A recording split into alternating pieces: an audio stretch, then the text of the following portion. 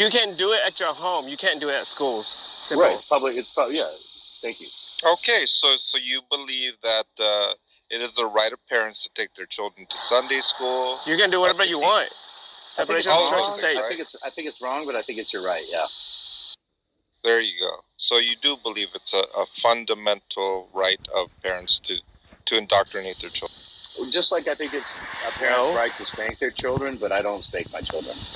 So yeah, it's technically you're right. A lot of things are right. A lot of things are your right doesn't make them right. Well, that's great. I mean, because I know a lot of atheists will not sign off on what you're saying.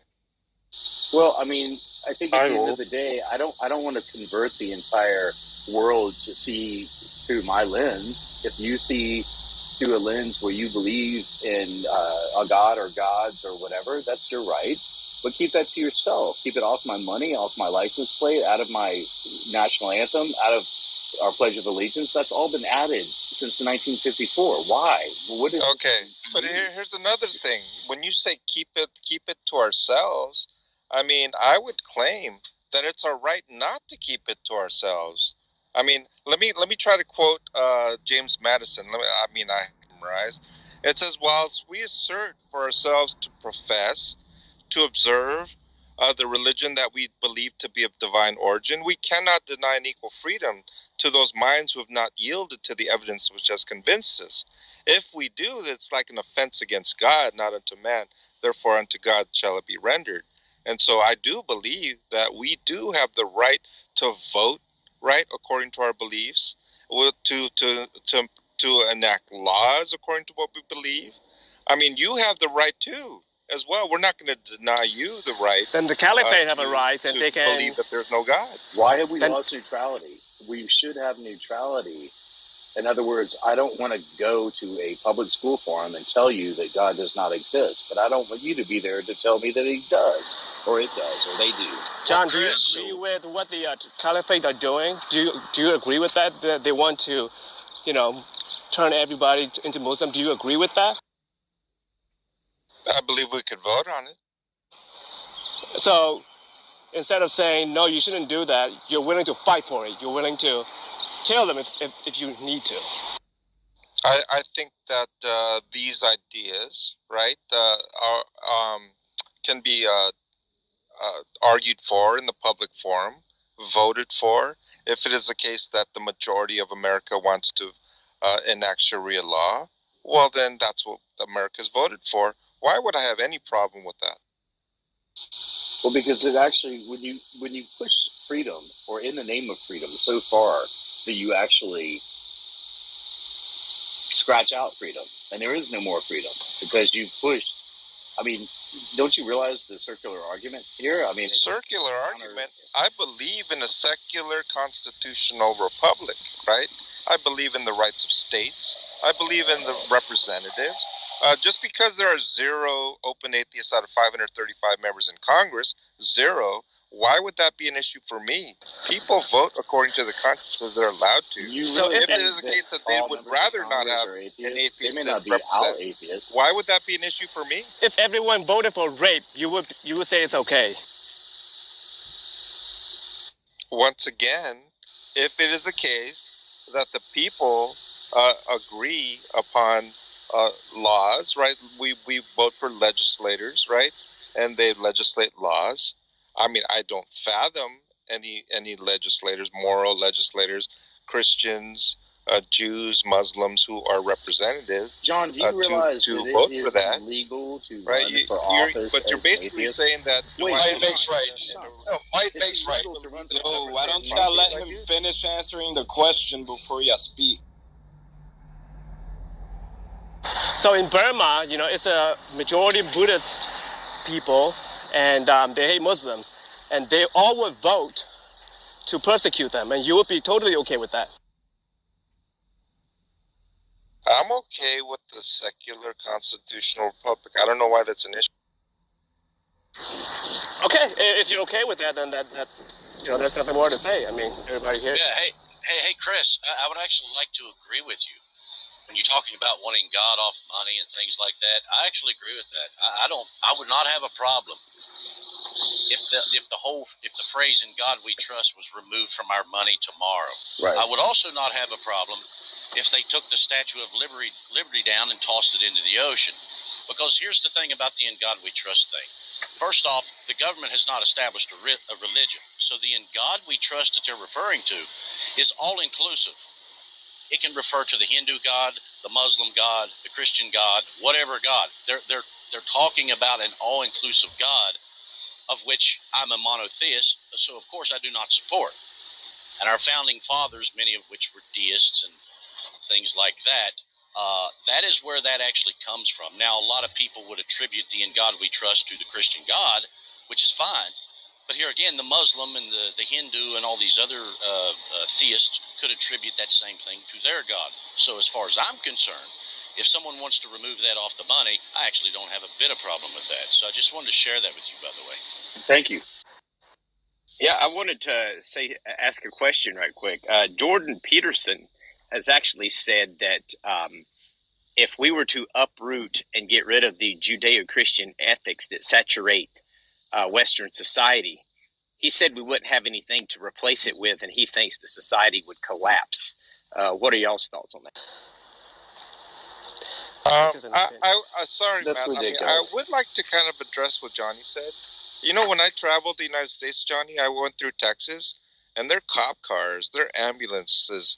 It says "in God we trust." To me, if that's what they want in the great state of Texas, to have these things for public vehicles and things like that, "in God we trust," I would, I mean, irrespective of whatever God, I do understand your point, Johnny, about some sort of generic God, right? Not necessarily the Christian God, but in that particular case, I mean, if that's what the people decide is okay for them, from a democratic process, I would be okay with that. Oh, I'm agreeing with that too, John. I didn't say that, I would try to push for it to get removed. I'm simply saying if it were removed, I wouldn't have a problem with it. But guys, I mean, at what point do we not protect freedom from just mob rule? I mean, so They don't want people decide. Apparently not. I mean, we're actually using freedom as a tactic to push an agenda, and I think that's wrong. I think as like an atheist, for me, I don't believe, but I feel like I have a lot of friends who do believe. I live in the South. It's the Bible Belt. It's part of the culture. I get it. That's cool. But I don't want prayer in school. Yeah, but unless you're going to do a different prayer from a different religion every day of the week. But Chris, if you believe it's wrong, I mean, you can vote on it, and maybe other people can get along with what you vote. But so if I we mean, vote do you, that it's okay to throw gay people off the top you of don't the like building, you don't like people voting? Okay? I love people voting, but at some point, a vote does not just, slavery used to be legal. Did it make it right? No. Protecting the minority is actually a big deal, right? We have to protect minorities. I mean, come on, guys, this is ridiculous. Just because you have a mob rule mentality where people vote for something does not make it right. So the entire point of you having opinions on a metaphysical entity or a deity or something that's intangible, at that point it should be kept in the privacy of your either home or your congregation or the people that agree with you. We have to have a safe space where people come together without things that are controversial or in nature subjective to the point where you can't prove it or disprove it. Right, but then here's the thing: when you have ideas like under Stalin or Mao or Pol Pot or Castro or anything like that, there is this idea that other people are not allowed ideas, right? And there's always that element. I would think that ideas, for the free flow of ideas, is a good thing. Rather than an individual, like for instance, if we were to live in a country where we live under Chris's view of what is right and wrong, I think that's highly problematic. That's what you're suggesting. That's what you're saying. Suggesting. That's what I'm suggesting. No, I don't. Suggest a world you're suggesting, and if the majority say it's right, it's right. That's it. That's your reasonings. There's no more. Is there a problem with the democratic process? Yes. Yes, I mean absolutely yes. That's right, and that's why they had a revolution, a Bolshevik revolution. Huh? Oh my God! I think you guys are missing what I'm saying. If you guys are rejecting some sort of democratic process, there's no democracy in Tsarist Russia. What are you talking about? They didn't overthrow democracy. All I'm saying is that if you guys, it's good that you have a view of what right and wrong. I don't fault that at all. But if you think that your ideas should be imposed within our government without any sort of democratic process, well, we have a constitution for that. We have state constitutions. Yes. No, we have agreements on rights and reproduction. Oh, fuck. I literally wanted him to speak. Yeah, I think when everybody started piling up, but I actually gave James the answer. Oh my god, that's crazy. That's fucking crazy because, like, I legitimately was like, hey, like, let's James speak. And then he felt attacked. That's crazy. Well, I actually gave James an answer, and I said to him that there was not a specific age. And as far as what he asked about, well, how do you know that they weren't influenced by this and that and the other? But the thing is, like, you can't measure that. Hold on one second, please. I'm sorry. The thing is, James was speculating, but that's not what I was talking about. I was merely stating what Gavin was alluding to earlier about the study, and from what I remember reading, that there is indeed, based on a statistical study, that there seems to be a propensity for people to believe versus not believe. Now, whether they were the people doing the studies, whether they were influenced or not, here again, that is speculation, and that, I mean, I couldn't even answer it, nor could James. I was merely sort of buttressing what Gavin had said earlier. That is really all it is to it. So James had my answer, but I guess it wasn't an answer. He wanted to expound on it or something, but he got upset. People started talking, and he left. So I'm saying, can somebody restate what the study was? I kind of missed it. And please, my observation is timely, so go ahead, Johnny. But I would like to. The study already is my study. I did put the link in the back channel. So please ask a question. So I didn't. Someone asked the first study. It was Yerk. So I'm just wondering what study we were talking about here. I want to take a look at it. Scientific study by me, 2008, is on my website. If you look at the back channel, earlier I did post the link, specifically the first article, 2008 article, is on my website as well. I don't see where that's. When you say back channel, do you mean like in the chat? Like, for example, I see a thing in the bottom left corner. It says 430. About 5 minutes ago. Oh, no, it's not 5 minutes ago. Let me see what time I posted it now. Posted. It's about 23 minutes ago. You would have to. I will go back and look for it. If it's not too much trouble, maybe you could repost it so it's a little bit fresh. But if people don't mind, I kind of want to jump in on this point because it's timely. It's literally something we're talking about right at this moment. And what I want to pick up on is, so Gavin had mentioned some empirical studies, and Steve had asked him, just give us one. And Gavin was not able to do that. Now to be clear, sometimes people remember. Do not say that. Stop. Okay, stop. So we're just stop. interrupting. Stop. We're just interrupting and shouting, Do stop, not stop, say stop. that.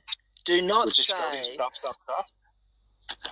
Gavin, please. Word and you're in the No, audience. Gavin, let him speak, please. No, he'll kick me out. He will kick me out. Okay, that's fine. That's Do how it not goes. say I was unable to provide evidence for what I said. You with me? Yes, that's not what I said, so that's okay. I appreciate you telling me not to say something I never said. That's okay. That's fine. So I posted on the chat again. It's on my website. You can see that. Again. My website is on the internet. Oh, I did see that link before. Thank you. That's right. I know. Okay, so I will click on that link momentarily. I thank you. I appreciate that. Sure. To clarify, Gavin, what I had said is that you were not able to provide a specific article, and then I immediately said, and that's fine because there's lots of time. You read stuff, and if you asked me to give you the title and the page numbers of an article I read 7 years ago, I wouldn't be able to do it either. Okay. Now, you got very upset because you, for some reason, thought I said you didn't have evidence. I said you didn't come up with, with a citation. But in any case, Steve said, you said I couldn't. You said I couldn't. Exact words. No, I did not say that. I did not say that. Forget it. Okay, Forget it. Let's move along. Let's move along. Do you want to argue about what you remember me saying, or do you want to argue about what I... Let's move along, otherwise you're gone. Let's move along. Not going to hurt my feelings. So what my exact words were, you were unable to do so. So that would hinge on the thing I said before. But anyway. Hey, are you going to move along, or do I have to get rid of you? I'm trying. You can threaten over and over again to kick me out. I'm trying to talk to Johnny. Johnny mentioned some studies. Dr. Yang mentioned a study, and then he actually provided a link for it. And I assure him it's a PDF. I absolutely am going to click on that. Johnny, on his turn on the mic, had said, well, I recall the studies that I read. I recall reading these studies. I recall reading these statistics. When asked about the age issue, he said, well, when I was reading those studies. So that's to say that Johnny is presenting to us that there are published empirical studies, like research reports, that he himself has read. Okay? And I have a question. Johnny, can you name one journal? No. It's something I remember reading years ago, but here again, Hogtied. I said Tide. It's, I guess, Tide, but sorry about that. It's one of those things where I'm not sure why that would even be disputed, just simply for the fact that, atheism is not really much of a populace in the world.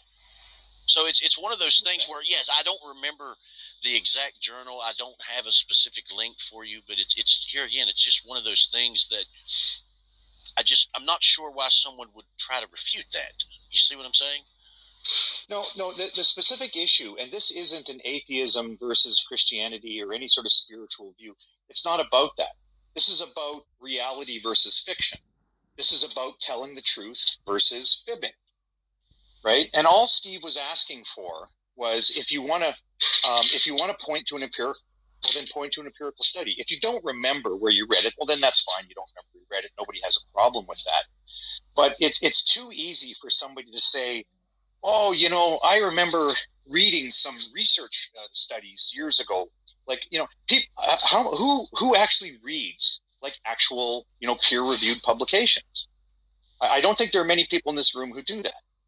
I don't anymore. I used to when I was a scientist, but it's just, it's kind of a point of irritation. It's like if somebody says, like if there are people in here who read the Bible, if I came in and I say, well, the Bible tells us that it's important to help your neighbor carry her garbage to the curb. And one of you said, really, where does it say that in the Bible? And I go, I don't know, somewhere towards the back. Like, that's not me being honest about what I've read. Well, but my point is, though, look at it this way. If I were to say, I remember reading a study that showed men tend to be more aggressive than women. And if I said, I can't remember the study, I can't point to the journal, I recall reading it. It's one of those things that in your own observation, is that something that you would challenge? Well, that's two different things, right? I don't think it is. If you said, I remember reading a journal article that said the sun is hotter than snow, I could agree with you that the sun is hotter than snow. Right. But then why do you have to dress it up by telling the obvious lie that you read a journal article that made that claim? Well, wait a second. Hold on a second. I didn't tell an obvious lie. I said I remember reading a report, a study, whatever. I do recall reading it. I'm not lying about that. Well, you said there were several. You said you used it in the plural form, and I get that it's not a contentious point. It's not a contentious point that the point you were making about there kind of being a drive towards feeling a supernatural presence easily attributable to God, and I don't have a problem with that. Did you think I was lying about what I said, though? You know what? I'm going to, and respectfully, Johnny, I'm going to say this to you out of respect. My answer is yes. I do think you're misrepresenting your memory about what you read. Now, let me ask you this: how did you find yourself? I mean, if you want to explore that issue, I don't think it's a big deal. But all I'm doing is I'm kind of echoing Steve's point here. That why represent that? So I could be wrong. So let's explore that. What circumstances were you in where you were reading like published research, like peer-reviewed journal articles? I don't recall the circumstance. I mean, I've studied a lot of things over the years. I've even made atheism a study. But what I'm saying is, I recall now whether or not I could say this was peer-reviewed or whatever. I just remember reading. When I say read, I don't mean I read a Facebook post or I read something from the Babylon Bee. It seemed to be credible, if I can recall. But I'm not lying about it. I mean, it's not something that I have no reason to fabricate this. And here again, it's a little surprising to me why, just based on your own observation in the people around the world and throughout history, that they do tend to have a propensity to believe versus the non-belief. I just don't understand why that would be even challenged. The reason is the specific thing. Now what I think has happened here, and now that you give that clarification, what I think's happened here is that you kind of engaged in some puffery about what you read. It may very well be the case that you read something, and I chuckled when you said Facebook post, and I chuckled harder when you said Babylon Bee, because I get what you're saying. You're saying, look, Hogtie, it's not that I read some like completely low-tier thing. There are some things of academic interest that are published in a variety of sources that are not published in like journal articles. They're not necessarily peer-reviewed things. And my suspicion is that you read things like that and have read things like that literally for years. But Gavin was presenting it to Steve as if these are empirical research reports. And Steve was skeptical of that claim, as am I. And then when you said, well, I remember reading these studies and you talked about statistical analyses and these things that are typical of research reports, I'm saying it doesn't pass the smell test. And I'll tell you why I say that. And again, I'm not accusing you. I'm not saying that you made up the whole thing. I'm saying you're embarking in some puffery by claiming it's research reports. And the reason is, if you ask me, hey, Hogtie, name one journal, I could go New England Journal of Medicine, BMJ, the British Medical Journal, CMAJ, the Canadian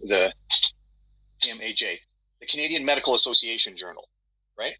Because I've had to spend a significant amount of time reading articles that are published in peer-reviewed medical journals, right? So Biometrica. So I can list the names of these journals. Now, if you ask me, if I were to tell you about a particular study, I might say, well, I remember Kahneman and Tversky published this years ago, but I don't remember which journal it was in.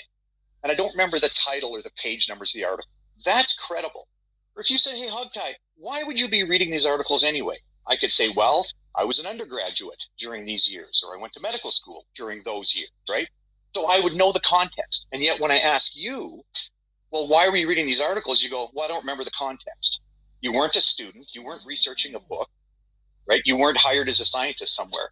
So anyway, I'm going on for too long. I apologize. Does it matter the reason why I decided to embark in that particular research? It wouldn't. It wouldn't if you had actually read some research reports. Well, I'm saying I'm not as clear. I was going to ask, may I? Oh, hold on. I would like to chime in. Go ahead and finish. Let Hogtie finish. Go ahead. No, I'm okay, because you guys let me. I think you got my point, and I talked a little long, so I welcome M and somebody else who wanted to interrupt. Okay, Hogtie, can I heard you speak, and I just feel like, do you think that, like, you're coming from a place of, like, I don't know, a little bit of classism and privilege of, like, the ability to have the educational system of reference, which most people might not have the equipped ability to do so. Like, I think that it's crazy for you to think that, like, everyone else can be like, hey, let me go to this, reference viewpoint of how my thought process is coming to fruition. or I'm sorry, English is not my first. Period of about 6 years as a child, when we did not eat meat that we purchased in a store. The only time we ate meat was because Dad went out and shot it.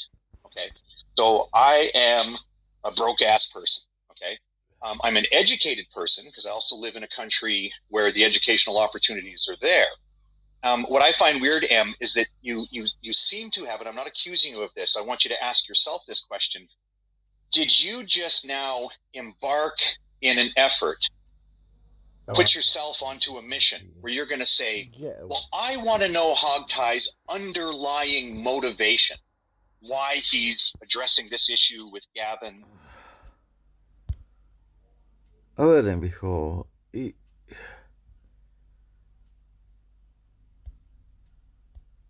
Come on. You can think what you like. Are you going to answer the question? Yeah, I know I can think what I like. Stop bringing up tropes and like. Do you have an answer to the question or not? You're just trying to stall. Look, I'll just keep asking until you either answer or you say you're not going to answer in any situation. You can try and run if you want. That's fine. I'm not running. I'm waiting for an answer to my question. Yeah, this is a dodge. This is like, I was wrong initially, but I got another question. Do you have an answer to the question or not? Yeah, you just keep trying. Do you have an answer? You obviously. You were trying to. What is the question? I don't even know what the question is. The question is, if his answer isn't moved either way by bringing up historical considerations per his own admission, then why invoke it? How is it relevant to invoke something that doesn't actually change one's answer to the question? Well, it can change depending on what's actually. What were the historical considerations that he brought up? So wait. Now the historical considerations would change your answer as to whether or not it was rape, right? Is that what you're saying? Yeah, don't try and frame it like I didn't ever. I'm just asking you to establish whether or not you think it's relevant. Why are you muting me and then interrupting me? Okay. Yeah, because you're constantly over talking and refusing to answer the question. Never talk to me when I start. Look, let's try this one simple time. Okay. Wait a second. Why do you keep interrupting me? Because I don't want to hear you fucking give red herrings that are irrelevant to the question. I don't care what you want, right? Okay. Take care.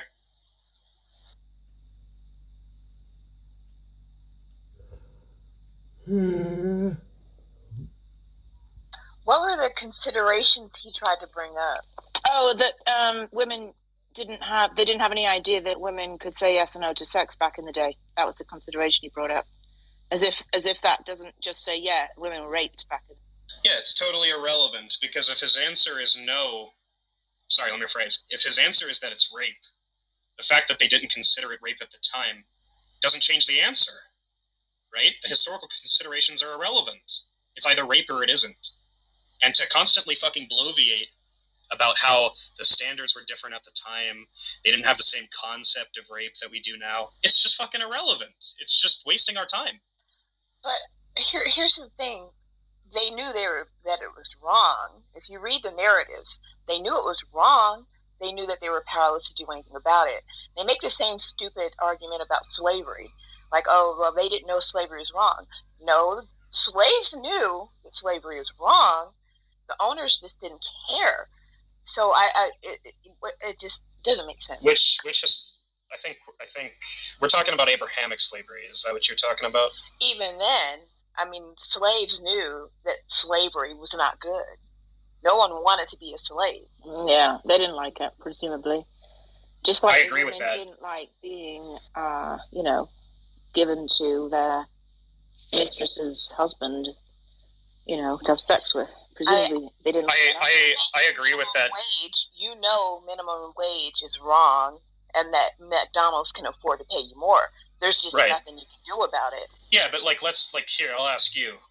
Let's just say they, for whatever reason, did think it was okay at the time. If the question is just, was it rape? Saying, well, they had a different concept at the time, and let's assume that doesn't actually change your answer one way or the other, that's irrelevant to answering the question, right? Yeah, if it has no bearing on your answer, it's irrelevant. Yeah, it's irrelevant. It's definitely irrelevant. Right. So that entire 20-minute episode of just constantly refusing to answer that question directly and then saying, like, oh, it's a red herring to say it's irrelevant or whatever he was trying to insinuate, it's just fucking bloviation. It's just time wasting. You didn't let him finish his point. No one even knows what his argument was. I understand you want to defend the guy, but like I gave him multiple opportunities to explain to me why it was perfectly relevant to bring that up, and there was no answer to that question. He brought up my views, which are completely Tom irrelevant. Rabbit, are you there? You gonna whine it's now? just weird. It's just weird that like we respect Converse enough, right? And like you want to use him when he's like debating John Lee or something, but now you're gonna throw him under the bus and let people try. Are you sniveling, Sean? How was he treated like shit? He was treated like shit for refusing. You just screamed at him for an hour, and then you threw him off the stage and won't let him defend himself. Yeah, first of all, nobody was screaming. Second of all, yeah, you were. That action. You can think whatever you like. I really don't care. That action was taken in virtue of him refusing to answer a direct question and over talking for like 20 minutes. Pogan asked me Tom, for mods can you answer earlier. my question? Yeah, Pogan was asked for mods in my room right before this. You know what I said? You said you wouldn't give him mods. Yeah, it's my room and I gave him mods. Yeah. Oh, it's Hades' room. Okay, yeah, that's so right, you're just like, oh, okay. I haven't even been here. Okay. Okay, cool. So. Are you done sniveling? Okay. No, maybe not. I've been here, honestly, Sean, I'm not lying. I've been here for like maybe the last 5 minutes. Is there some rule? And I heard some of the very for some of the very beginning. But is this a rule now? We can't go after Converse because we like him. Is that the rule? I didn't know about that rule. What? Maybe you should not treat him like shit. I noticed that you were recently in Darth Dawkins' room. Now, did you address any of this abuse of moderation in Darth Dawkins' room, or no? I'm not a Darth Dawkins mod. You're not a mod here. Okay. You said I was like Darth Dawkins shouldn't abuse mods or something. No, I agree. I couldn't even follow what was going on. I don't know. So can you let Converse back up then? Said Hagar was raped. Converse could have said, yeah, that's true, but instead he went down a line of bullshit. And so he got, Hogan got into it with him. What's the problem? Apparently because people are useful in other conversations, they're worthy of special privileges. I guess that's the insinuation. Because people are useful in other that's conversations. What you said. You said, oh, that is what you just said. Converse debates John Lee. So what? No, I'm saying that Converse should be. I'm saying that Converse is valuable to me as a friend, regardless of whether he makes good arguments or not. Is that what yeah. Look, guys. Is that the rule? Why? Yeah. Your friend, you get upset when people debate. No. Guys, in general, you should treat. Let's get into an argument. Let's not do the math. Come on. What about the droid attack on the wolf? Like, I'm not the only one that thinks Converse is a friend and should be treated better than random people. Hello. Hello. Oh, do you think it's okay to treat people badly, Sean? Yeah, no, not badly, but better. They should be. Because you said is it? Hey, Jack, you know that Chomsky... I screamed at newbies, but now Converse isn't a newbie, right? So what's the problem? I'm not sure what argument you're making. Said it's not like Converse is some rando, as if it would be okay to treat a rando like that. No, but he should be treated with more respect and charity. Why? What was the pro-toto... Because he's a good person and he's good faith. He was absolutely bad faith in that white knight your friend, Sean. That's real. He was a non-truth. So what you're about doing the same attack thing, on my friends? So Converse is not a friend to you either? What do you mean either? Who is the first one? Who? Well, I've heard you I'm guessing me. Or say, something? "Oh, I love Converse." Let's get Converse. Talk to John. Yada yada yada. But now Converse comes back and it's just like. You're just like, oh, I don't care what happens. I like Converse. Oh, okay. So I never said that. I'm talking to Haiti. What is this? Look, all I said was raped. Does anyone in this room disagree with me? I can't even hear you because your mic keeps fitting. All I said was that maid was raped. Does anyone anyone wants to disagree with me, we can debate that. Converse could have said, yeah, you're right. Instead, he said, well, things were different at the time. And, you know, this guy had to have sex with his wife if he didn't feel like it. That's rape apologist. That's why he was attacked. It's still not clear. It's still not clear because your mic is like it's really hard to hear what you're saying. But oh my god, I don't think that Converse was saying. You're just trolling. There's nothing unclear about what she said. You're just fucking around. No, I'm not. I'm really not interested in your opinion, Sean. I said the maid was raped. That's a matter of fact. And anyone who wants to be like, oh, well, but you don't understand the historical context, is apologizing for that. Who was raped? The maid. What maid? Well, you're not paying attention to the conversation. Oh, God. This is just evidence you're not even fucking paying attention. Why would we hear you out? I thought it was about Hagar's wife. Hagar is the maid. Sean's talking in on conversations when you haven't even tracked the conversation. Then you swoop in with the meta and you don't even understand what you're talking about. Okay, so you're saying before Hagar was Abraham's wife, he was his maid? She wasn't his wife. She was his concubine, and she was a slave. And Abraham's wife said to her... Seinfeld reference.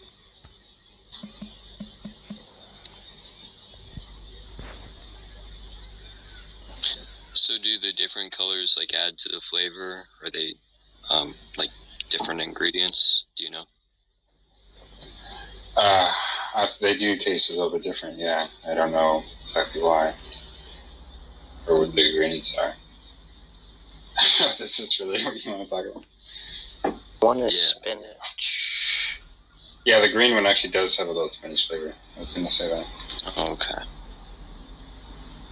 I think one is like regular, just white pasta, and then I don't know what the orangey one is.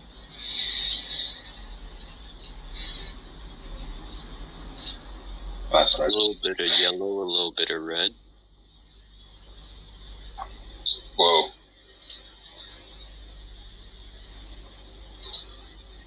A little bit of Monica. A little bit of something.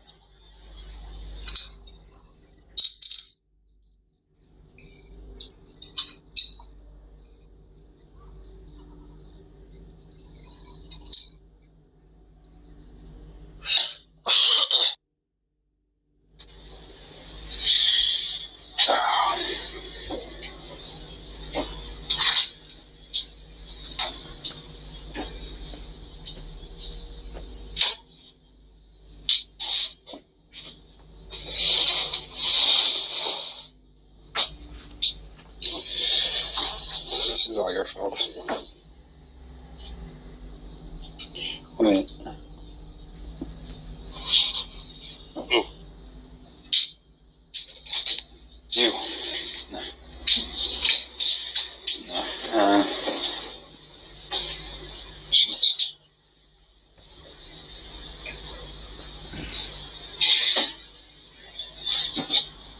Keep misplacing this.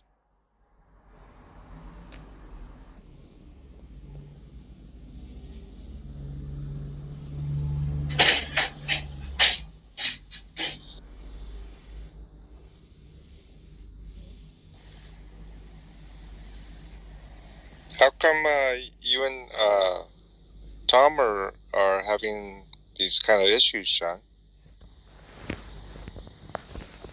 It's a little disappointing to see.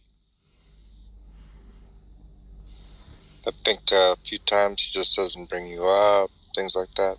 I think John, why are you such a good instigator? What the fuck, John? Are like I'm not trying to instigate. Very because of you. Really? Oh, I didn't know that. It's all your fault.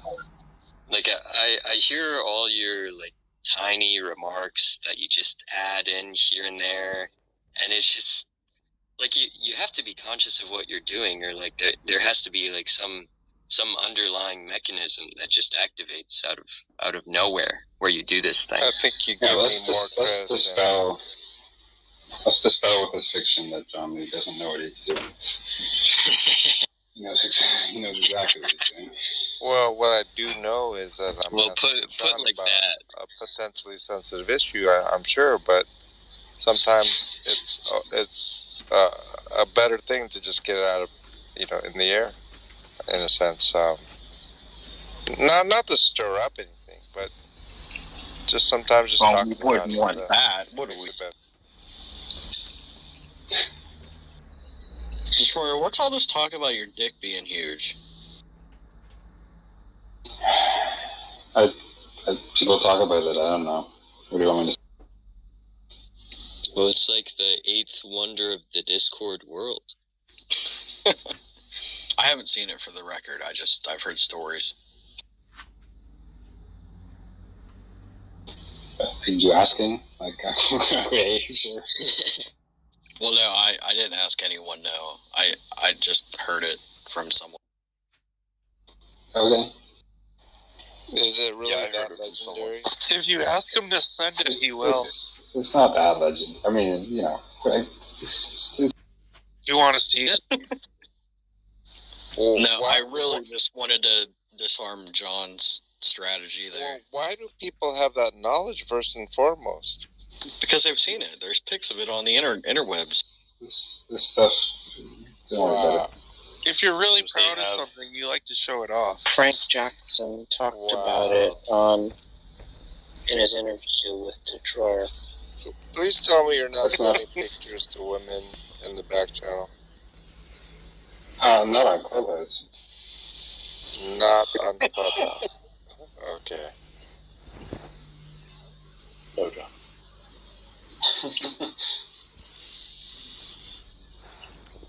Let's just say certain individuals have a justified true belief about that. Based on there's evidence. a lot of and that evidence is highly probability raising.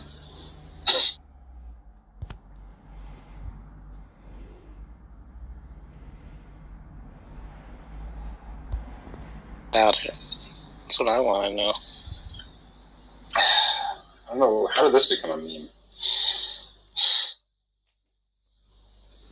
There's Frank Jackson.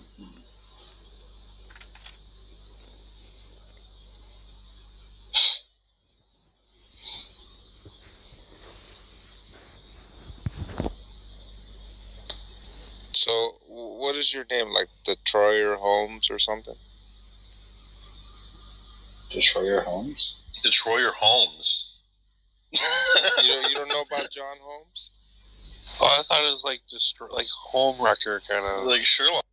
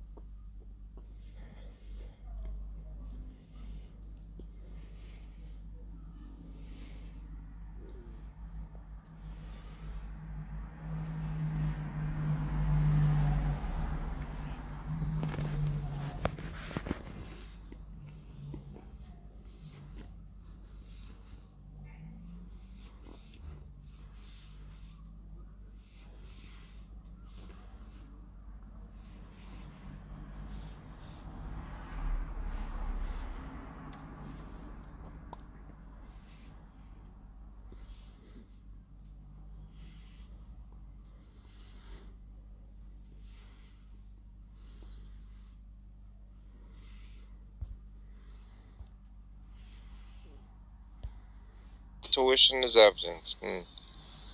Well, I wouldn't state it so broadly, but evidence for what? Yeah, well, it depends on the intuition and what we have in mind. But like the fact,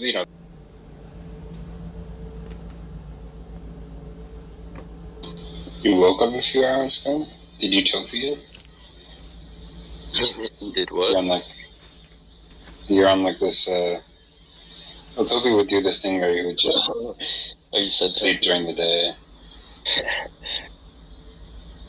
Yeah, Get up at sleep like 8 p.m., you know. Sleep is a little bit messed up, but I'm getting it in schedule, I think. Okay.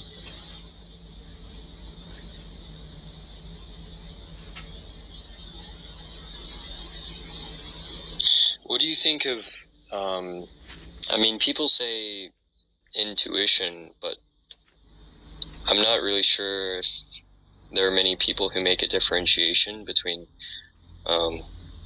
like certain intuitions or like certain people whose intuitions may be like better, right? It seems like, we should, like if we are going to talk about intuitions, we probably should talk about, you know, somebody's knowledge or something, right?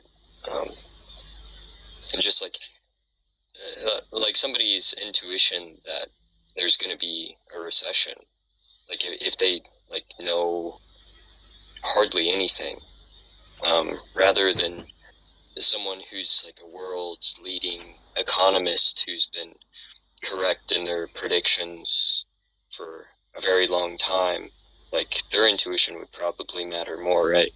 But then like in that case we might want to say something like,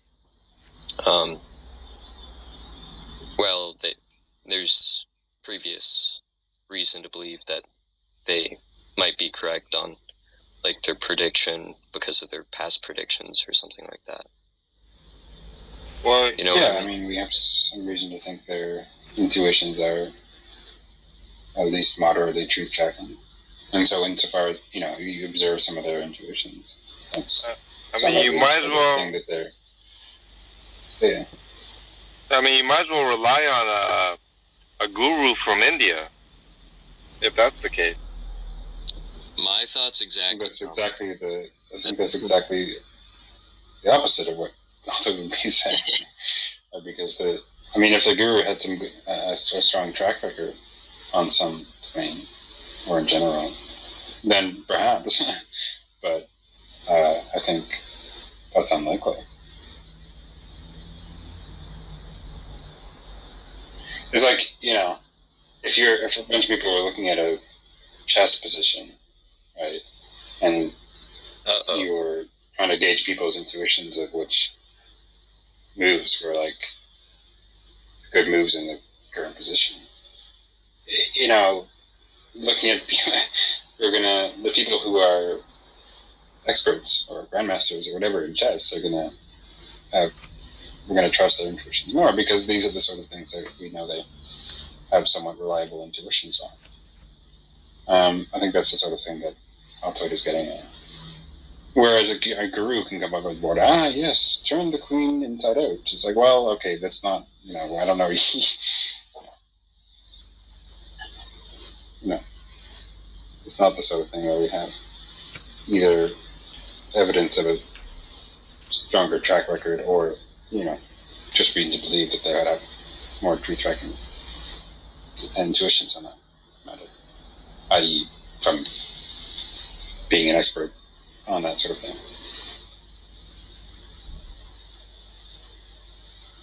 Right. Is there like a certain word for that, or like phrase in philosophy for, I guess, one person's relation to a certain domain and their intuitions rather than another person's? Like a chess grandmaster is going to be, like his intuitions are going to be better by almost every standard than like someone who has a elo of like 2, you know. I'm not sure of a specific term. It just seems like, you know, you have evidence of these things. That is to say, someone being a grandmaster and what that entails, or at least implies, and someone else being not an expert. And the fact is, one of the intuitions are going to more strongly track the truth than the others, and so far as that's what everyone's concerned with, tracking the truth. And the experts is going to come our way. I don't know if there's a specific term though. Maybe it's some sort of deference, I guess. I don't know. No, it's not quite right. Oh, that's fine. But in the case of, in the case of, like, the guru, let's say he makes predictions, and the way he makes predictions is by flipping a coin, right? He just thinks up a lot of things that are going to happen in the future, and then he flips a coin to believe.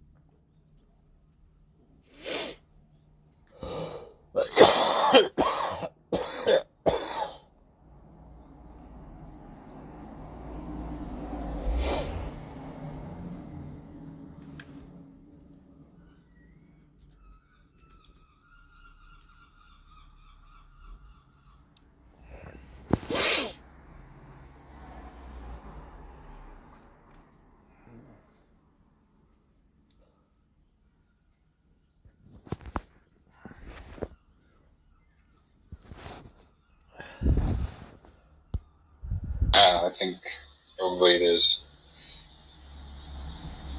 good reason to use the outcomes of the subsequent flips, or whatever the guru says based on those flips, as some indication of the truth, because probably there is some stronger correlation. I think it's a good hypothesis, although we might not know what the full explanation of it is, that there's some stronger correlation between the flips and the backs in that case. Alright. Maybe I didn't explain it the best way, but you see what I'm saying? Yeah, that makes sense. I mean, I was just trying to understand, like, what would go on in that case, and that makes sense.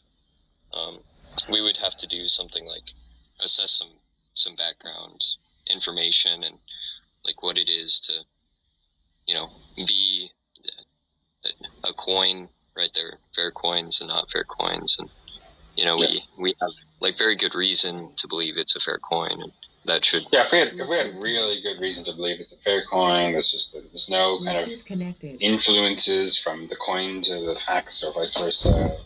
The facts that the viewer is reporting, then that might, then our best explanation,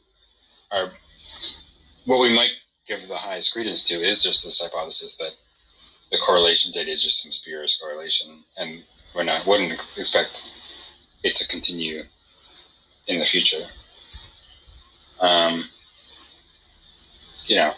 then we could, in principle, I think that we could have evidence that supports that. But if we don't, then I think the other hypothesis might.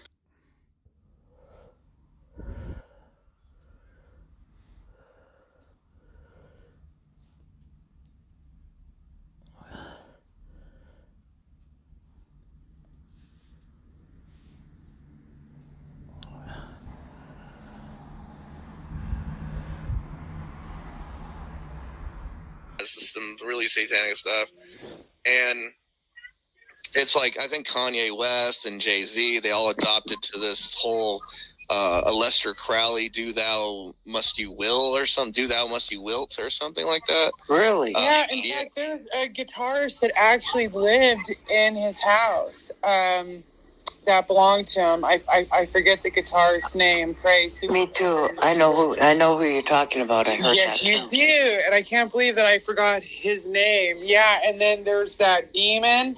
Was it Jimmy Page? No. No, it could be. It could be him. And then there's a drawing of that demon that visited Aleister Crowley that is in his book, and it has the big head and those eyeballs. Yeah. That's interesting, yeah. Yeah. Yeah, really, I've heard of him. Jeff Beck or Jimmy Page. I'm sorry, Sky Out. Oh, no, you're cool, you're cool. I kind of have a habit of kind of talking a lot anyway, so I apologize. No, you don't. Okay. You're cool. You're good, Sky Out. It's good to see you. You haven't been around in a long time. Yeah, I've just been. You know what? Lately I have a whole new community too. I play chess. Oh, awesome. And yeah, I play chess like a lot, and the whole chess community, and I have chess friends and chess.com, and so I just play chess with my buddies, and it's like infinite knowledge. You're always I like my brain constantly learning new things. So like you're always studying, you're always trying to see moves ahead. You're always trying to, and it's so fun checkmating your friends, and they checkmate you. It's just so fun. And Jimmy Page. Sorry. Jimmy Page. You're okay. I was right. You were right. What did he do? He lived in Aleister Crowley's. Yeah, the cult. Yes. Yeah. Gotta be very careful about that cult stuff. I warned my mom. I tried to warn my sister about don't practice this new age satanic cult because it steers you away from the Bible. It steers you away from Christ, and it's so obvious. I mean, can't you see that there's like the adversary, like the devil, he tries to pull you away from Christ, right? Like, I was like, can't you see that if you can't pray, if you can't believe in Christ, that's the demon trying to tell you not to do those things, you know? So it's like, it's kind of obvious when the devil tries to tempt you. Like when the devil tempts me, it's like, it's obvious. Like, oh, that's just so lame. Like, it's like a lame temptation of the flesh. My greatest sin is probably just my anger. When I can't find my keys, I just hit the roof.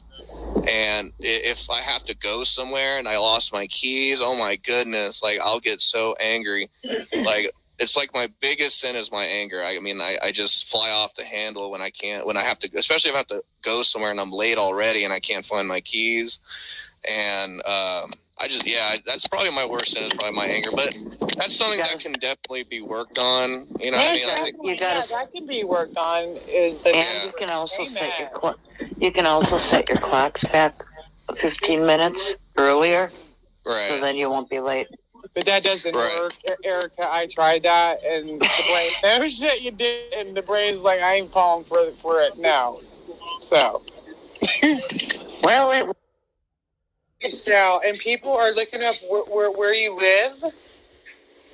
Oh yeah, they could figure it out. The thing was too is sometimes it's hard to hide because I was in newspaper magazines and stuff. Right.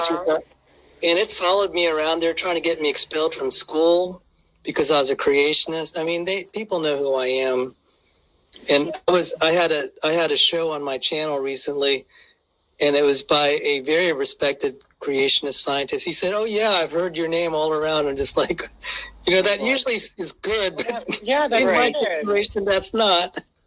Well, this is my real name. So you're here with us, and if it has been Erica, you have Christ with us. What? I'm sorry. Did I miss? Erica had to say that's her real name. Unbelievable. I'm telling you, man. Sparrow will take her shoe off if anybody even so much messes with Erica. Yes, that's right.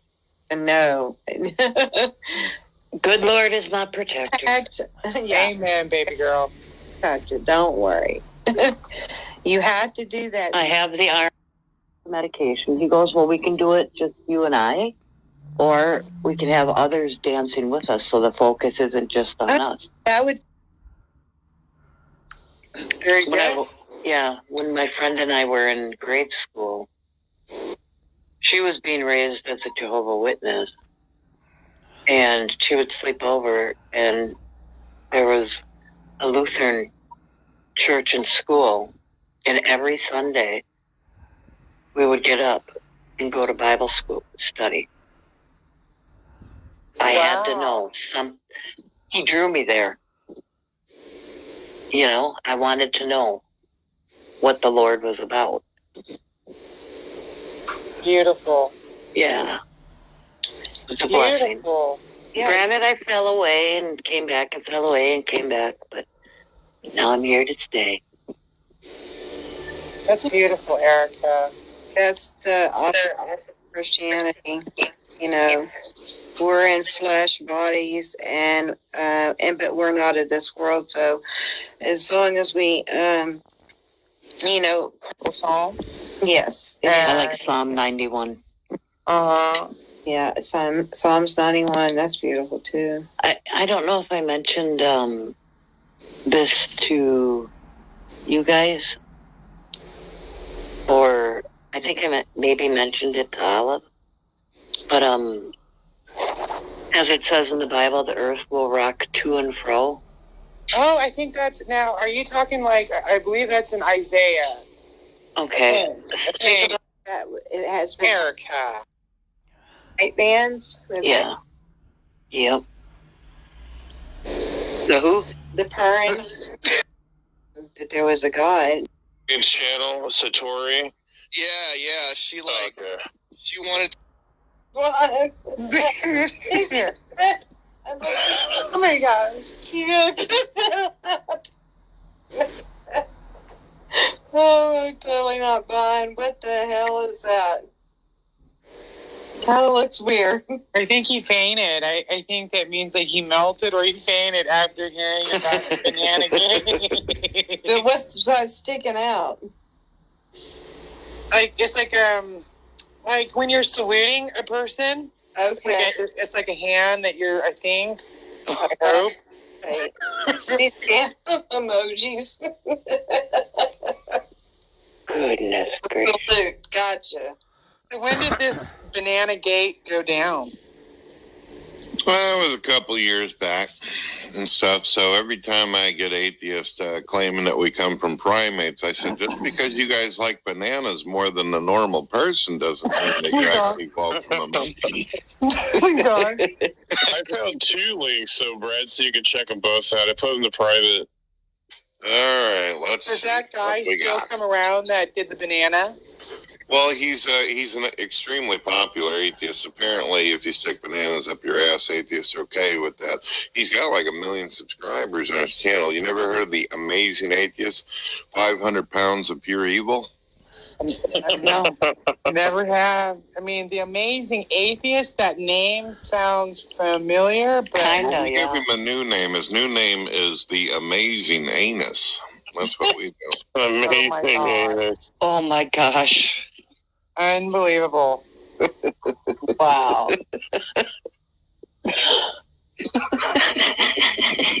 He became an instant celebrity. Wow. Just from a banana. Oh my God. Oh my gosh. I hope it didn't peel. Oh my gosh, Praise, this is, Praise, believe it or not, a lot of that stuff that you're seeing that was done from a couple years ago, they got a bunch of losers who obviously favor bananas, who take pieces and highlights of the old videos and then re-upload them on other channels and some of their stuff. So that's all older. The final Jesus, they're making fun of God and also making fun of my introduction. You know, where I got Jesus and the lightning and explosions looking all epic like a Warner Brothers movie. You guys still there? You guys didn't die on me, did you? You're on mute, right? Right. He may be. Oh, he's on mute. Yeah, he's on mute. He does that sometimes. Oh, he's just a mooing around back there. I see how it is. We got raptured. We got raptured. Oh my goodness, these atheists. Well, the amazing atheist needs to really focus. I wonder if Brett should repeat what he said. I don't know if Praise heard him. Praise, did you hear what Brett said? No, I didn't. Well, Praise, what's going on is that's actually older material. What they do is they cut out shorts and highlights, and then they end up re-updating them and all that kind of stuff. That's actually not anything new.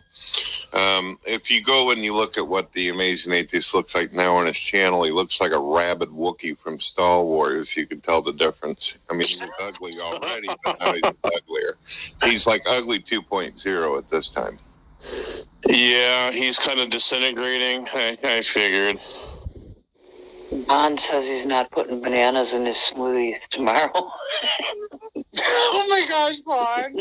That's so funny. There's another one that's even worse than Banana Gate, but I don't know if y'all want to hear that unless you want to keep your appetite. So Richard Gere, Goebbels. What are you talking about? Richard Gere? No, not Richard Gere. Richard Gere's an awesome actor, by the way. Unless he did something weird I didn't. Yeah, he stuck a gerbil up his butt. What? Yep.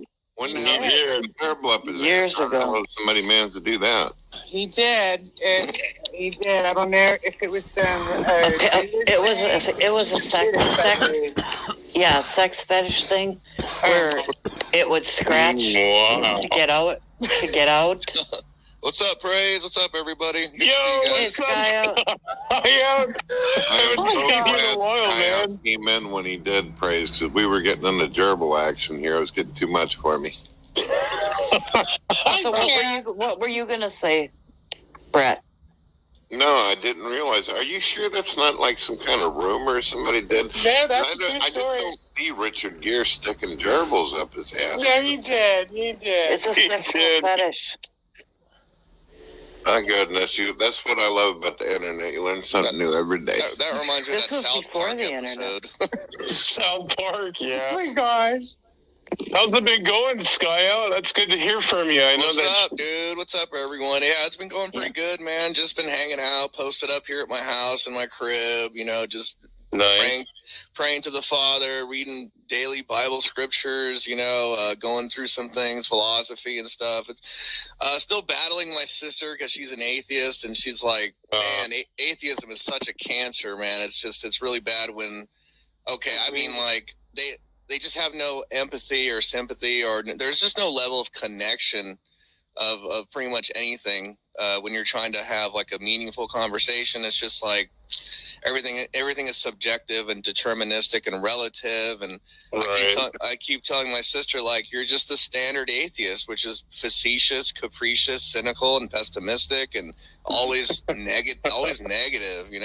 That's my chain: facetious, capricious, cynical, and pessimistic. That's the atheistic chain, because I'm getting back surgery. Like, I'm getting my neck. I'm getting my neck. Like, I'm getting a neck fusion, my cervical, and my lower back and my lumbar. I'm also getting a artificial disc replacement. And I went to the MRI today, and dude, I was like, I freaked out. I couldn't even do it. It was like a coffin. Yeah. And they're horrible. Yeah, it's terrible, and I couldn't do it, so I like called my insurance company. I was like, "You guys got to give me an open MRI because the closed one is like, it's like a tomb. It's like you're just in there, and just like I told myself, you're safe. You know, you tell yourself, but your brain's like, no, get me out of here. You know, so like, so that just been doing a lot of praying because I know I have surgery probably the next month, but I'm pretty sure I'll be fine. I have a really cool doctor. He showed me my old MRIs. He's like, yeah, I'm going to take care of it for you. No problem. Just let's get new ones and we're going to take care of it. No problem. So I was like, that's great, man. Cause I need to get better, you know? I'll be praying for you. Thank you. Absolutely. Yeah. I don't know if I've spoken to Sparrow or Olive before. Nice to meet you. Nice to meet you guys. I don't know if we met. I am the Sky Out. I'm Sky Out. Hello. It's very nice praise to have some charming, sophisticated woman on the channel, you know. But according to Kenny, it's not. They have my balls in their purse. Yeah, no, that's just a stupid manipulation tactic. Yeah, that's. What's up, Mr. Brett Keene? Oh, just sitting here chilling. I think I've been traumatized over gerbils and bananas, to be honest. I'm glad you came in, and you always bring up the place, you know, man. I caught the tail end of the conversation. I'm like, what are you guys talking apparently about? So did Richard Gere, the tail end, if you know. That's funny. But yeah, man, the atheist is just like, I even try to talk about things that I find interesting, that most people probably find interesting, even if they are an atheist, which is science, like the universe, cosmology, you know, the ontological status of God, the teleal. I find all that fascinating and sophisticated and phenomenal. Like that's weird. Yeah, I mean, I tried to explain that to my sister, like, come on, there's so much evidence for the existence of God, and it's beautiful, right? Like, we can talk about science. There's evidence, science, history, architecture, archaeology, antiquity. There's just so much information that brings us closer to the Lord. And for someone to say, oh, you know, I don't want to believe in God, and they reject it, it's just like, man, you're missing out on so much knowledge out there. And then for what? You know, just for this atheistic garbage or what? You know? True. Yeah. And I don't know. I think I emailed you praise about, I don't know how the works-based salvation stuff. Like, I don't know if you changed your view on that. The whole once saved, always saved. Yeah, I believe you can lose your salvation at least 100 times a day. You just got to do 100 Hail Marys. That's all. Oh. I mean, I know there's scriptures on losing your salvation, but the ones that, like, when I talk to like SFT and like, it's so hilarious because when I talk to SFT, he's a young Earth creationist. I'm an old Earth creationist. So like, but then the only thing we agree on is OSAS, and like the Lord kind of brings us together on that subject. And it's so crazy because like I'm totally against like young Earth creationism. I don't think it's taught in the Bible, but I don't care if you are one. I mean, if you are one, you're still saved. You still got Jesus. It's not a salvation issue. It's just, you know what I mean? So, but it is something that, you know what I mean? So, but other than that, man, I've been doing pretty good. I put my cool Street Fighter background up. I got my crosses on. So like, yeah, nice. It's pretty cool. Yeah, I heard about, go ahead. I said, I like it. I like your, cool. Yeah. Right on. They're rooting for me in the background. And, we even have Smokey. You guys want to talk to Smokey? Let's bring out Smokey. You guys are all degenerate slime whores. You guys don't know anything. You're hypocritical stuff. You get out of here. Slime whores from hell, rat roaches. Oh my God. The same thing over and over. That's crazy. I haven't been like updated. Oh, you miss so much, man. Like you don't even have it goes deep. That's some crazy shit. Like, all I heard is he won't be back until May 21st of next year. I heard it's 3 years. I think that's BS. He's trying to make it seem shorter than it really is. I think it's 3 years. 3 years. Wow. And his parole officer, 30 years of it on your record. You'll have to change his name from Smokey Saint to Got Smoked. Right. Did you hear the victim came on Thick Shades channel, Satori?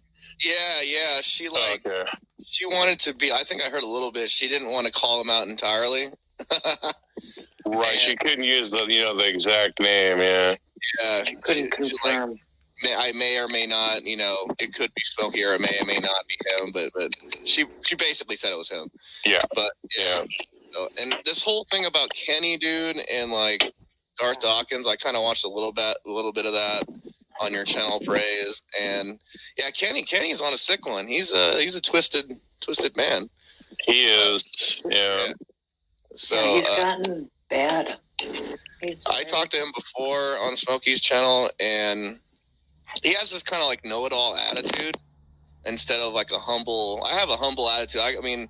That's a good thing. Yeah. You know what I mean? If I'm wrong about something, I'll be like, dude, you know what? If I'm wrong, then clearly show me where it needs to be corrected. But when someone's like, oh, they don't want to admit when they're wrong or something like that, I think we all working on the educational process. We all need to learn. So it's like we can't be perfect in our theology everywhere. You know what I mean?